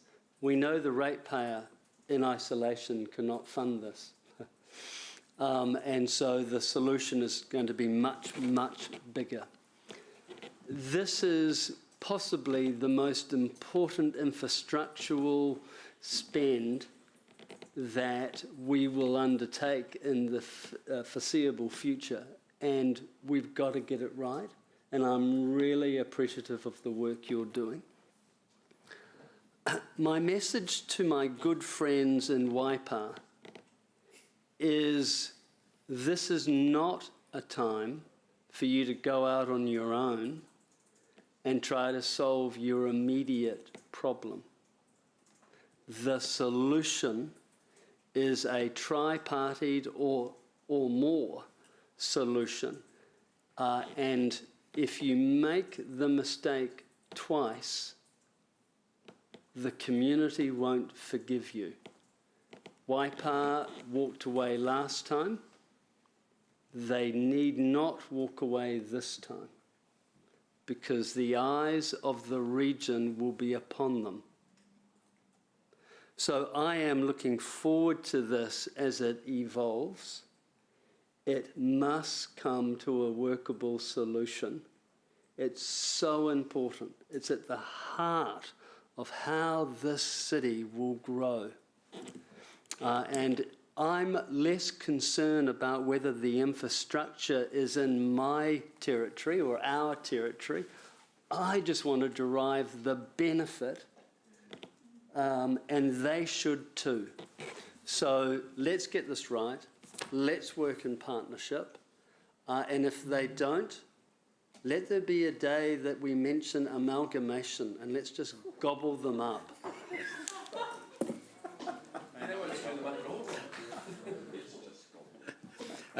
On that note, I will ask the Mayor to speak.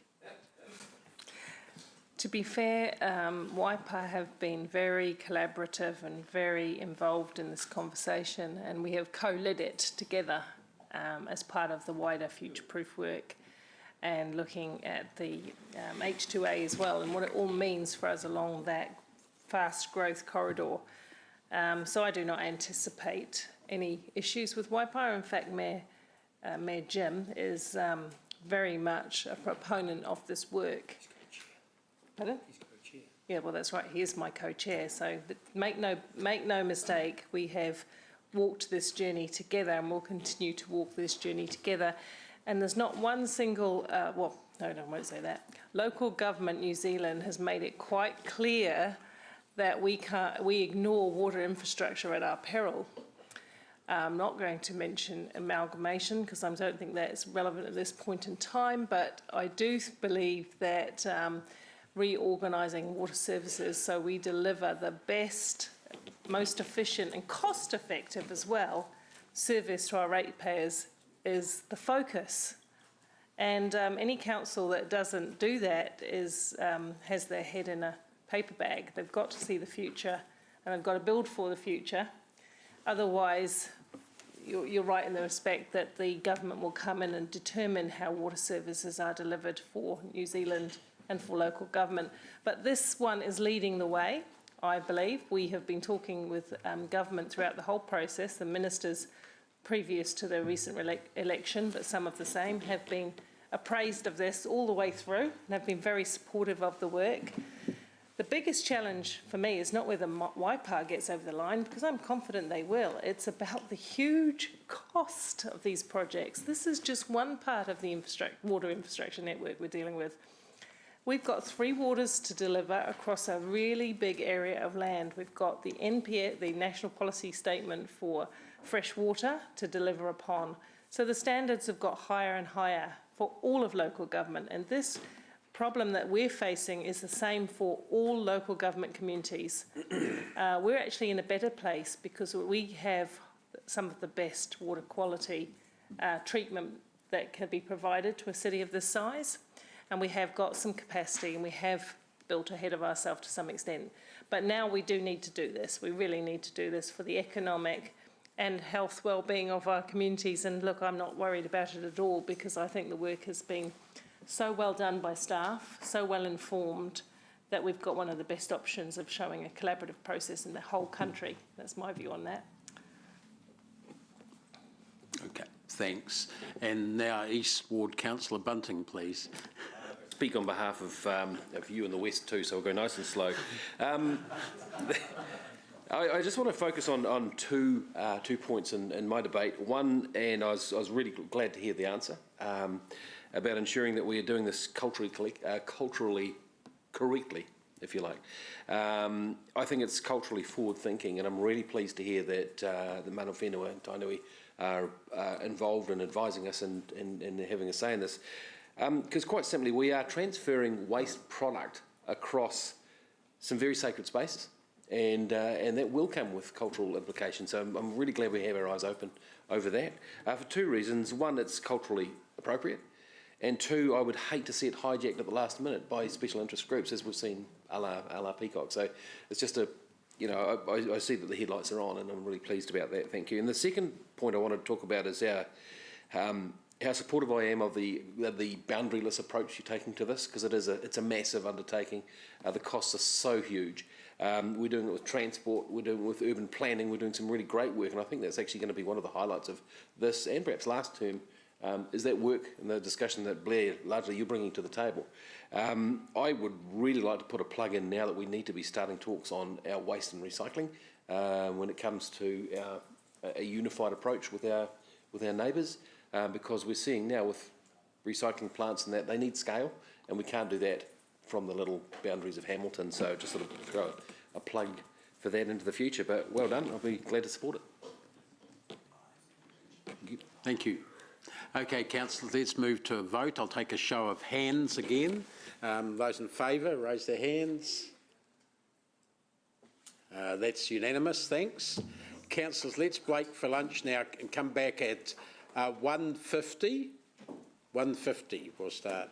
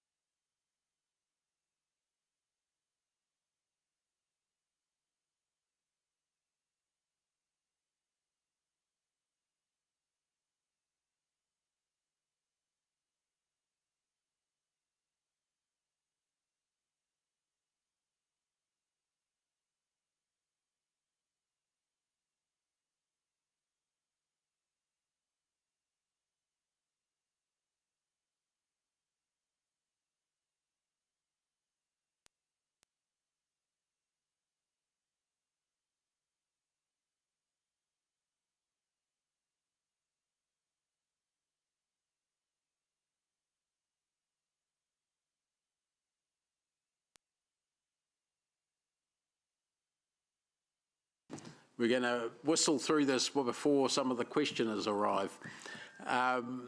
So we've got the Ruakura Road Urban Upgrade, item 10, page 59.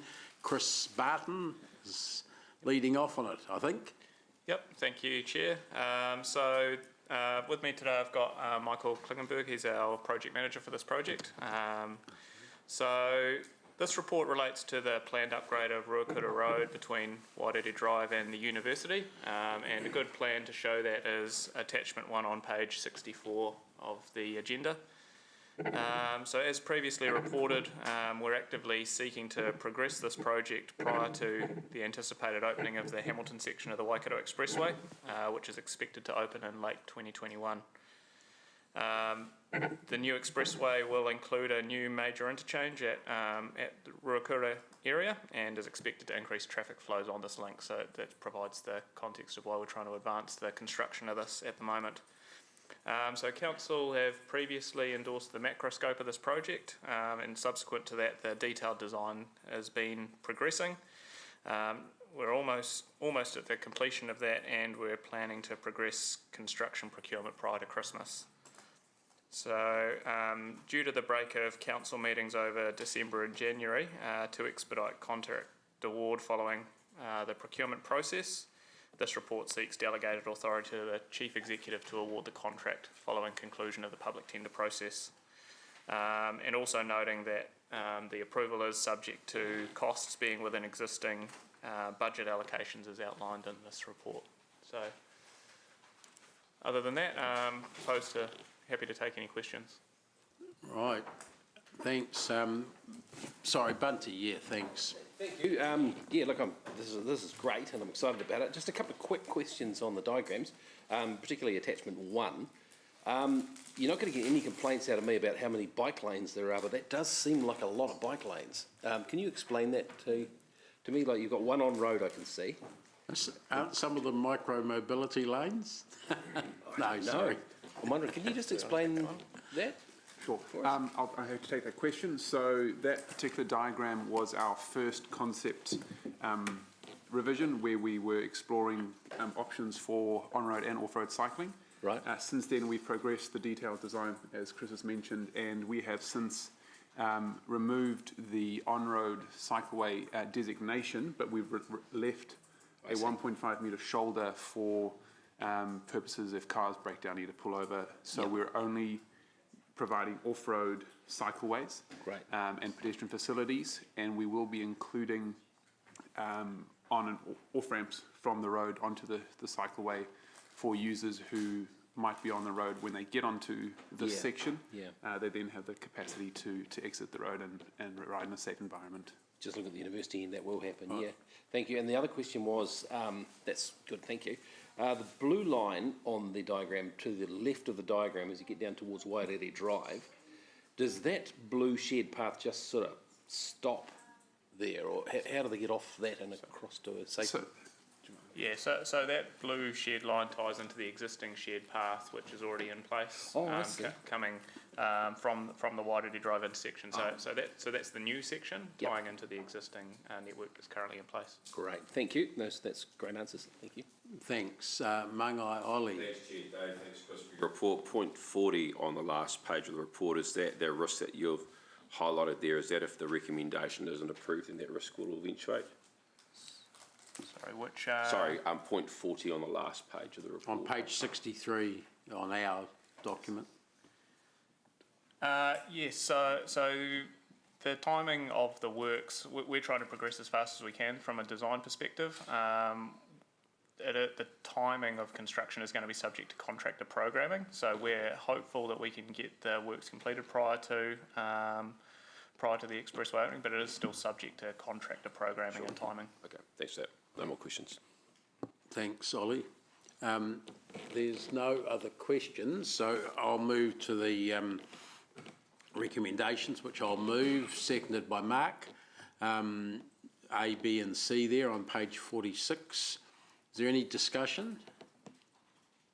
If not, I'll put the resolution to a show of hands. Those in favour? Yep, that's unanimous, thank you. Thanks very much. look forward to it happening. Ahead of the expressway, maybe. Absolutely. And councillors, now we're moving to item C4, the other Ruakura one. So I'll just give you time to, it's no longer a C, but it is in that pack of agenda items. Item C4. Item C4. C. Yeah. That was moved to the open. Oh, I understand. We have to switch from one. That's why we've been struggling to find it. Yeah. The C means confidential, but it's not. No, because we discussed that at the, for those that were here at the start of the meeting. About a minute before you arrived, and we discussed this at 9:30 in the morning. So you can tell anyone you like about this because it's no longer in public excluded. Okay, Chris, are you right?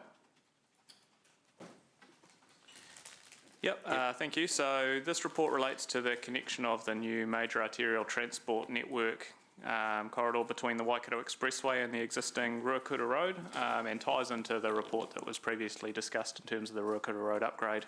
And the diagram showing the network is attachment 1 of this report on page 31. So this project is jointly funded by Council, Tainui Group Holdings and the Provincial Growth Fund.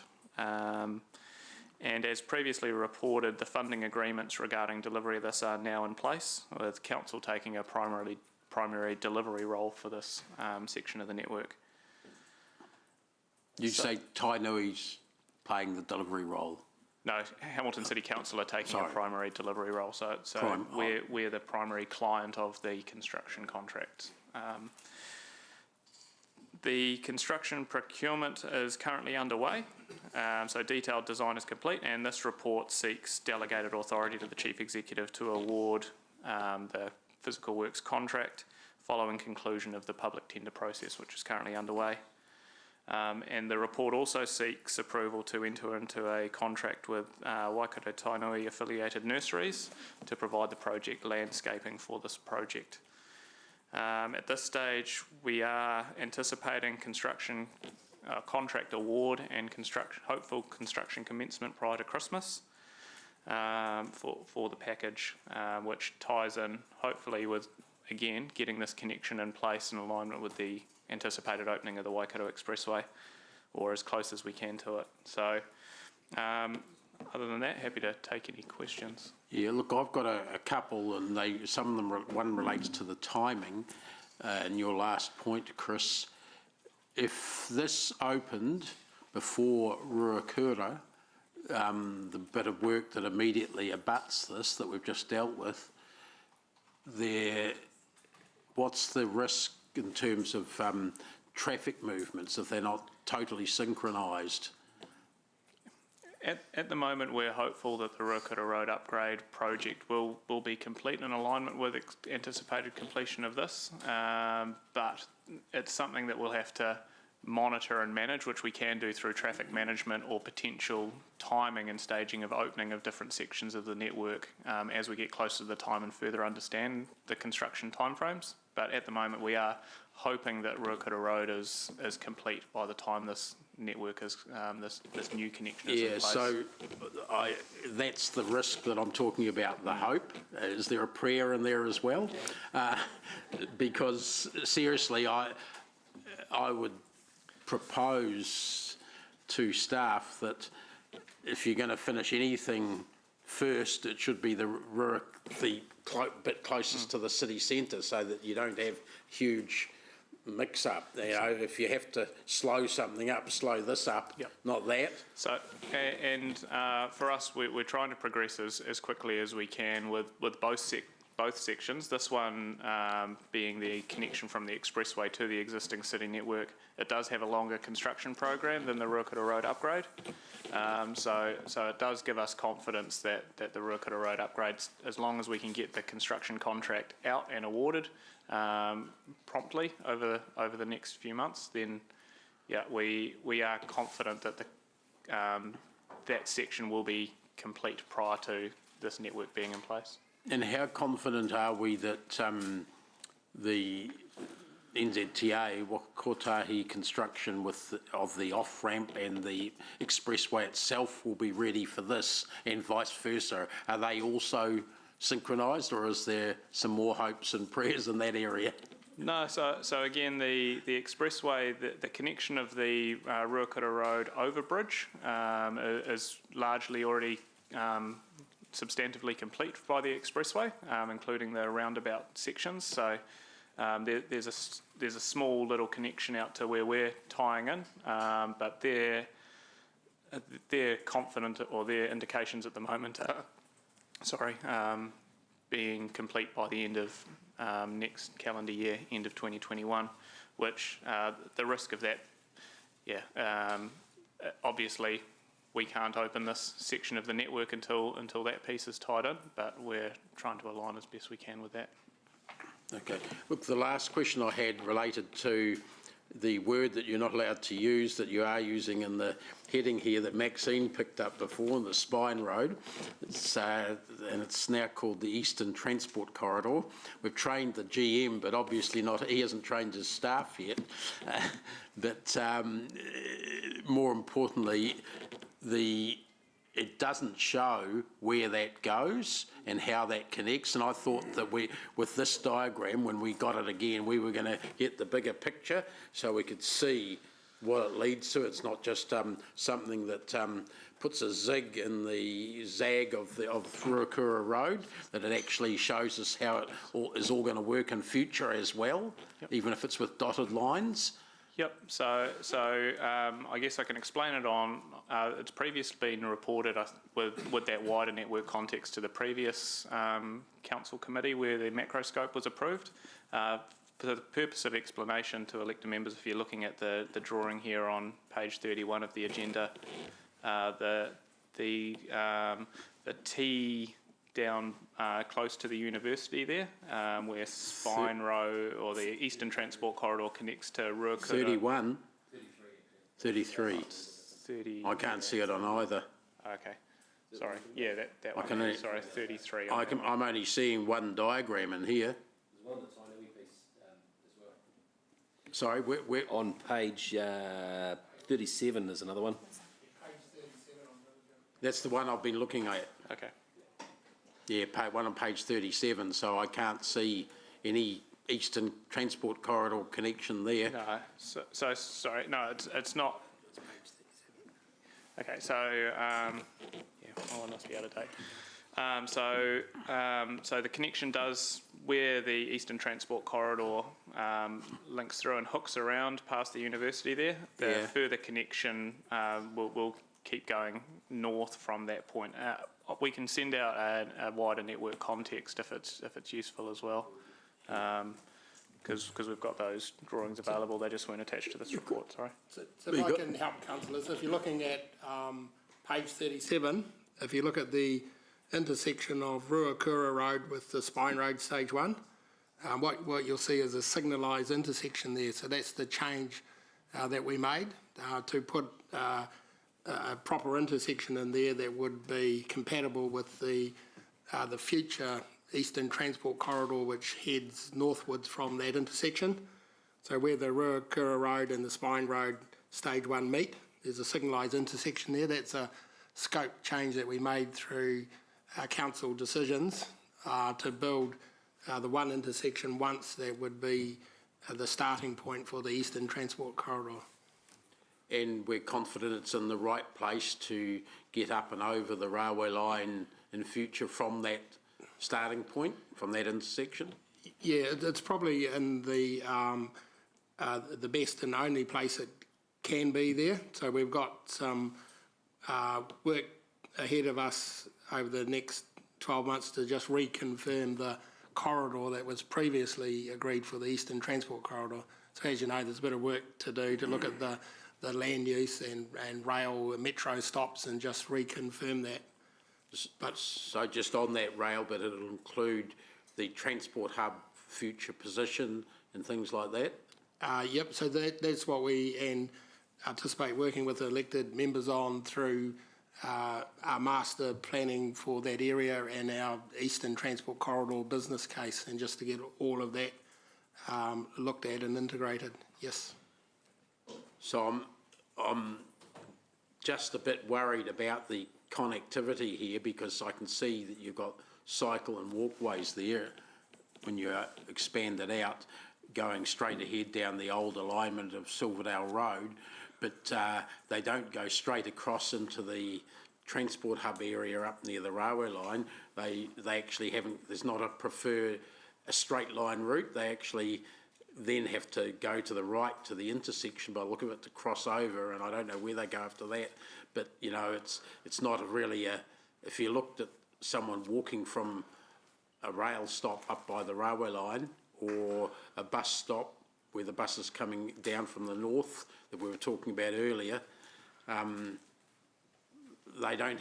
It's really cars and trucks that have the preferred route there, not cyclists and walkers to the university. So I'm just wondering how definite this design is. So we previously brought that macroscope through to council with the details of the walking and cycling, so we haven't repeated it in here, but we can refresh that. We got a bit of time to refresh that. The early design we saw had the connection for walkers and cyclists coming straight across at the signalised intersection, which seemed to make sense for everyone. Now they're not. So just on that, we can come back with the detail around that, because certainly the intention is that there will be straight through connectivity for walking and cycling provision in there, and the design does cater for that in terms of priority of pedestrians and cyclists through that area as well. It's just the visual here probably doesn't quite show that as the detail.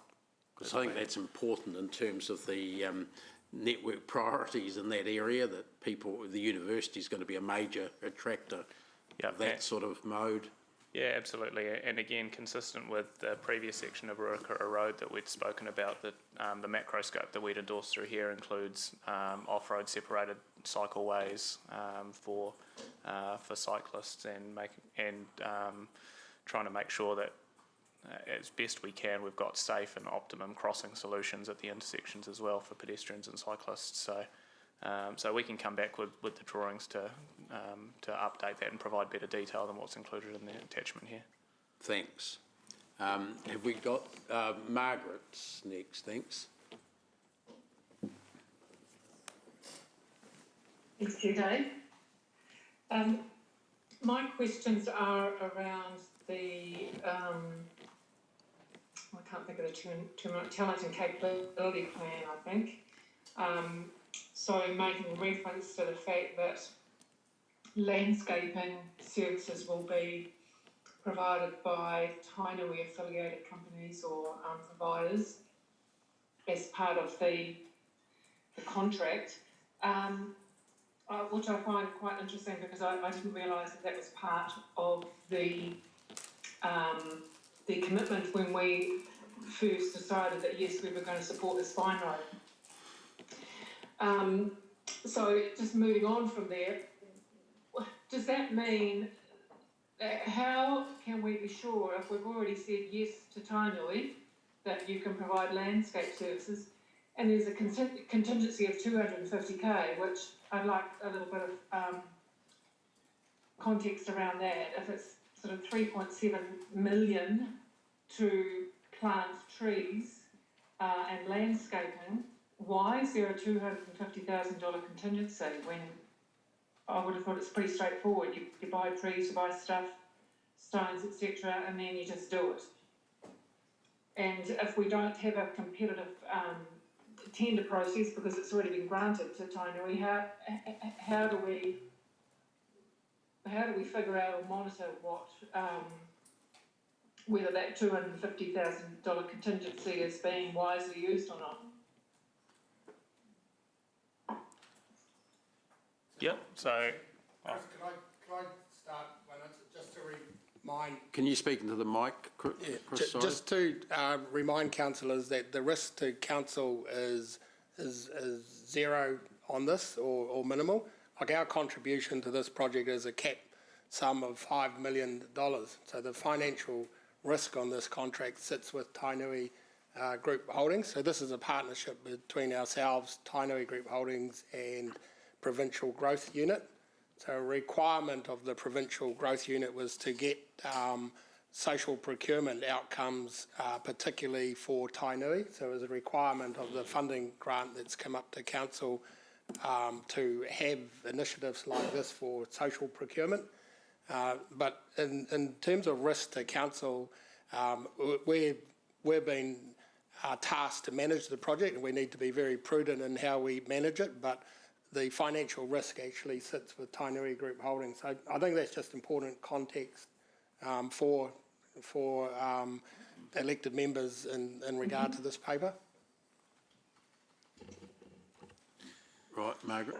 Thanks, Chris. That is important. So any cost overruns will be borne by Tainui? Yes, so we've previously brought through a series of agreements to council, and one of those was an agreement between us and the Provincial Growth Unit for the funding contributions, and the other one was an agreement between us and Tainui, which allocated risk for the project, and that was a key component of that agreement. So that's a yes? Tainui bears the cost of overruns? Yes, yes, and risk? yes. Yes. Secondly, how do we monitor, I presume if we're running this, then we have ways and means, but Tainui are being contracted to deliver on several parts of this agreement and this project. So how do we hold them accountable? When they say that they're going to be employing tribal affiliated members, etc., how do we know that that's actually happening? so, Just chip in here if it helps. This is absolutely a partnership project from Woe to Go. So the reason that we've been able to secure this money is in no short measure due to Waikato Tainui, and some of the requirements of working together on this project is that they have the ability to manage aspects of their project and deliver projects. That's basically how they see partnership working. In fact, we're going this afternoon to the annual meeting of Tainui, and they'll be celebrating in some part this. I don't think there's any particular risk, as Chris has said, we don't bear the risk, but there's a huge partnership opportunity here, and we're going to get an incredible lot of leverage off Waikato Tainui for the contribution that we're putting in, and it's going to unlock this huge future growth cell in a way that we've been waiting for 5 or 6 years. So I don't see there as being any risk, Margaret. I think it's all a pretty good example of how when we work together with Tainui, get things done. and just, I'm not questioning the risk. I've already had that addressed by Chris, thank you. I understand that context. My question is more around accountability, because this is a contractual partnership. We've said yes, we'll give 5.5 million or thereabouts, I've got the number off the top of my head, towards this project. So presumably, there's, within the contract, there's something that says, well, actually, things need to be delivered. If you say you're going to do this, then you need to do it. And so my question is around accountability. How do we monitor that and make sure that it actually gets done? Because then, if it doesn't get done, it's a breach of contract and a breach of understanding, I would have thought. Yep, 100%, and so there's two components to addressing that. So the first is as part of our funding agreement with NBN as part of the Provincial Growth Fund agreement. We've got an ongoing reporting requirement where particularly we've got a requirement to report against the employment outcomes which we are delivering on this project. And secondly to that, as part of this agreement that we are we are proposing to contract with the nurseries. We will be putting requirements within that contract as well in terms of the employment outcomes and targets and performance indicators and monitoring and reporting to demonstrate that those outcomes are being delivered in accordance with the expectations which have been set at the front and the funding agreement requirements as outlined in the talent and capability plan. So there are reporting requirements both within our contract with that we will be establishing with the nurseries and also in terms of the wider project as a whole, in terms of how we're reporting that back up, particularly to MB. Can I just add to that quickly? So just part of the agreement with MB is that this project is managed by Hamilton City Council.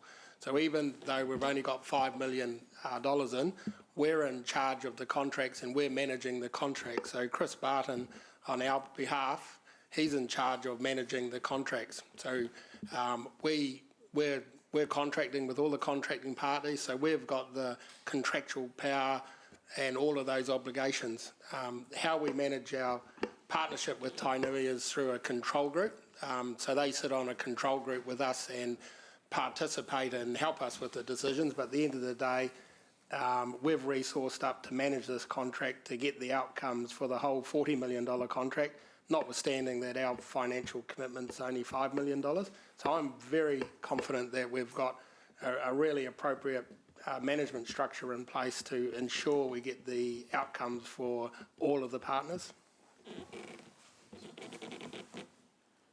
And how much is that costing us? Because it's a $5 million contract, but obviously we've just talked about managing the contract, Yep. so presumably that's staff time, Yep. staffing resources, so how much is that going to cost us? All So it's of- actually beyond $5 million. No, all of our costs are within the $5 million contribution we're making. So our internal costs, any costs are in our $5 million. Oh, they're within that quantum? Correct. Yes.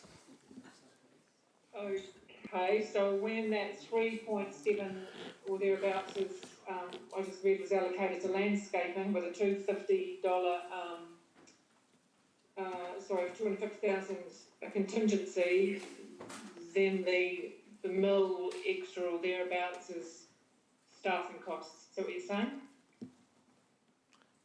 So the $3.75 million landscaping contract, that's part of the wider $40.98 million total project budget.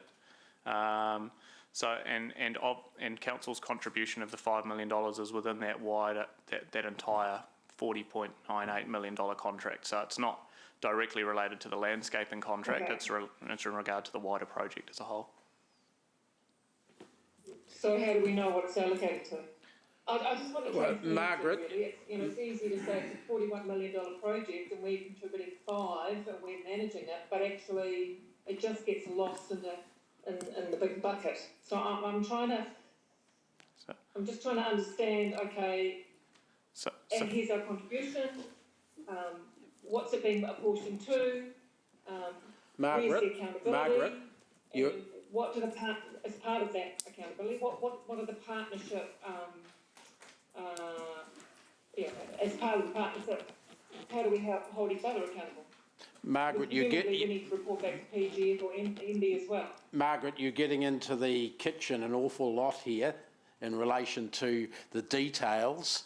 Our contract, we don't ask these questions of other contracts about, how do we ensure that the planting gets done and things like that. I'm just worried about where this is going. It is we've approved, we've stated the job we want done, and we've approved our contribution to the contract, and we've further identified that we have a management role and how that's funded.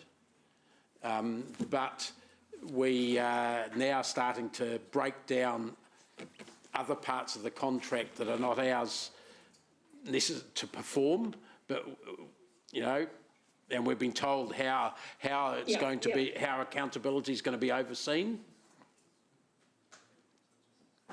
Yeah, look, I'm sorry if it sounds like I'm getting too far in the kitchen, possibly I am, but I'm just really looking for some oversight. It's, as I said, it's $5 million, I don't know where it's going.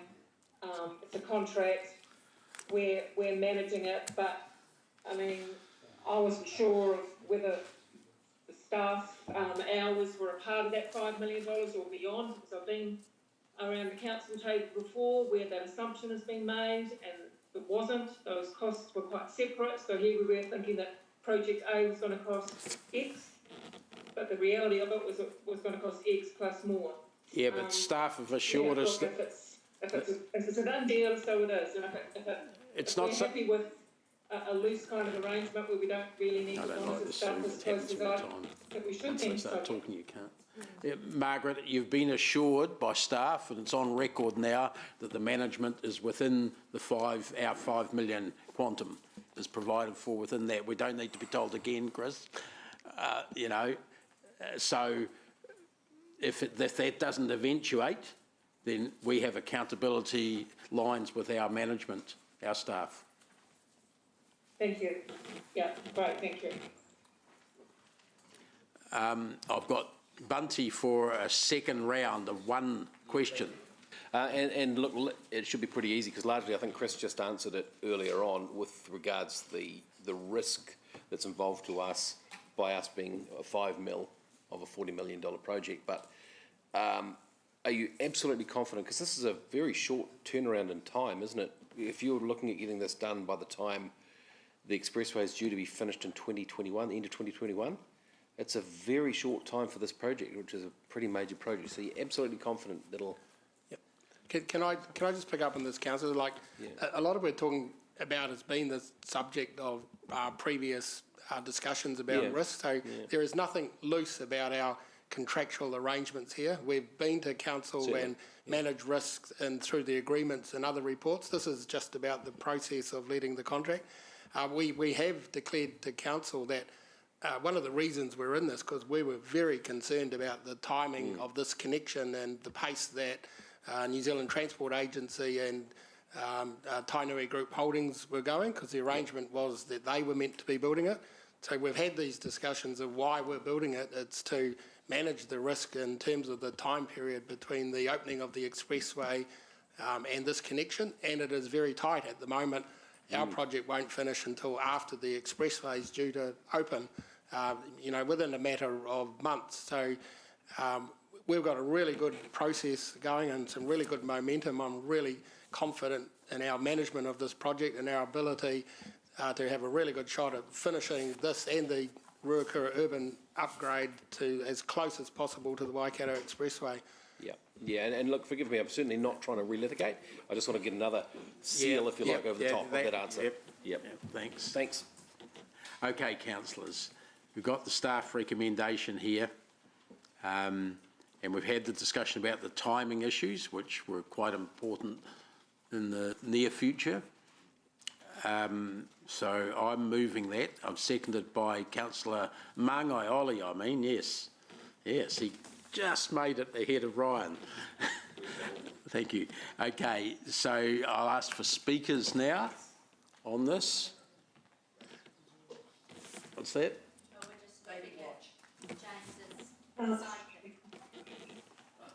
What's he saying? Oh, Margaret, thanks. And then Bunty. Just check on sounds on here. Thank you. Look, I'll support the recommendation, but I just want to say publicly that here we are making decisions with considerable spend, and admittedly this is a partnership and there's going to be a lot to be delivered, but this is the third decision we've made about a growth front in the city, and there's more to come. Growth front number 4. So I just wanted to make it clear to everyone that this already understands, I'm particularly talking about our public, is that we're committing a lot to growth in the city, and a lot of the money's going there. Thanks, that's all. Thank you, Bunty. Councillor Bunty. Thanks, Chair Dave. Look, and Margaret, I hear your point. In this case, and I'd normally echo that point, but in this case, that to me, and I know there might be groans around, but I'm going to bang on about that timing again. If we have, when you look at it, we have a brand new expressway opening, it's going to be a major artery into the city, and you've effectively got 3 off-ramps into the town, but 2 of them are up at the north, and I really worry for the safety of the Crosby roundabout. And I will be interested in the 10-year plan time about talking about signalising that as quick as we possibly can, because at the moment it's at capacity, and we're going to add a major freeway off-ramp onto that. So I can't stress enough that we go as quickly as we can. I'm really comforted by the fact that, with the utmost respect to Tainui, that we are managing the project, so that gives me comfort in this, because we know who's doing it, and we know how good you guys are at what you do. So go ahead and do it, but please do it quickly. Thank you, Mayor Paula. This is an exciting opportunity for Hamilton. In actual fact, it unlocks so much economic development that's been latent for a while, and now by working in close partnership with one of our most significant development partners, which is Waikato Tainui, we're getting something that's a win-win for both them and for the city. It will provide future jobs, let's make no bones about that. It will provide for some better forms of transport through the Ruakura area with walking, cycling, and better standard of roading.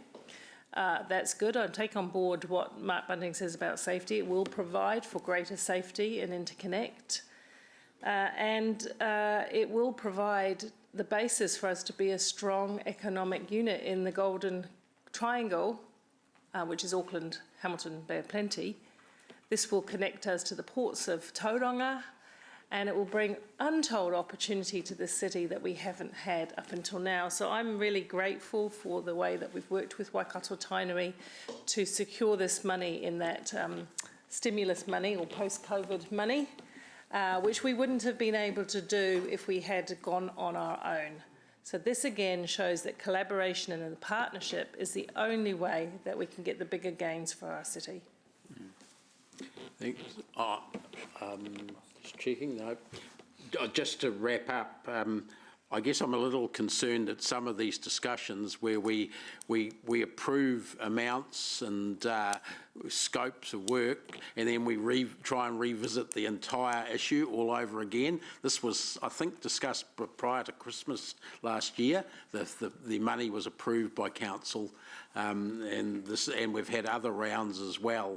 So I urge councillors to put on their institutional memory hat when we're having these and look at the issues that are in front of us. And an important issue here was us taking over the management of the whole thing, like Bunty and Mayor Paula have said, to make sure it happened.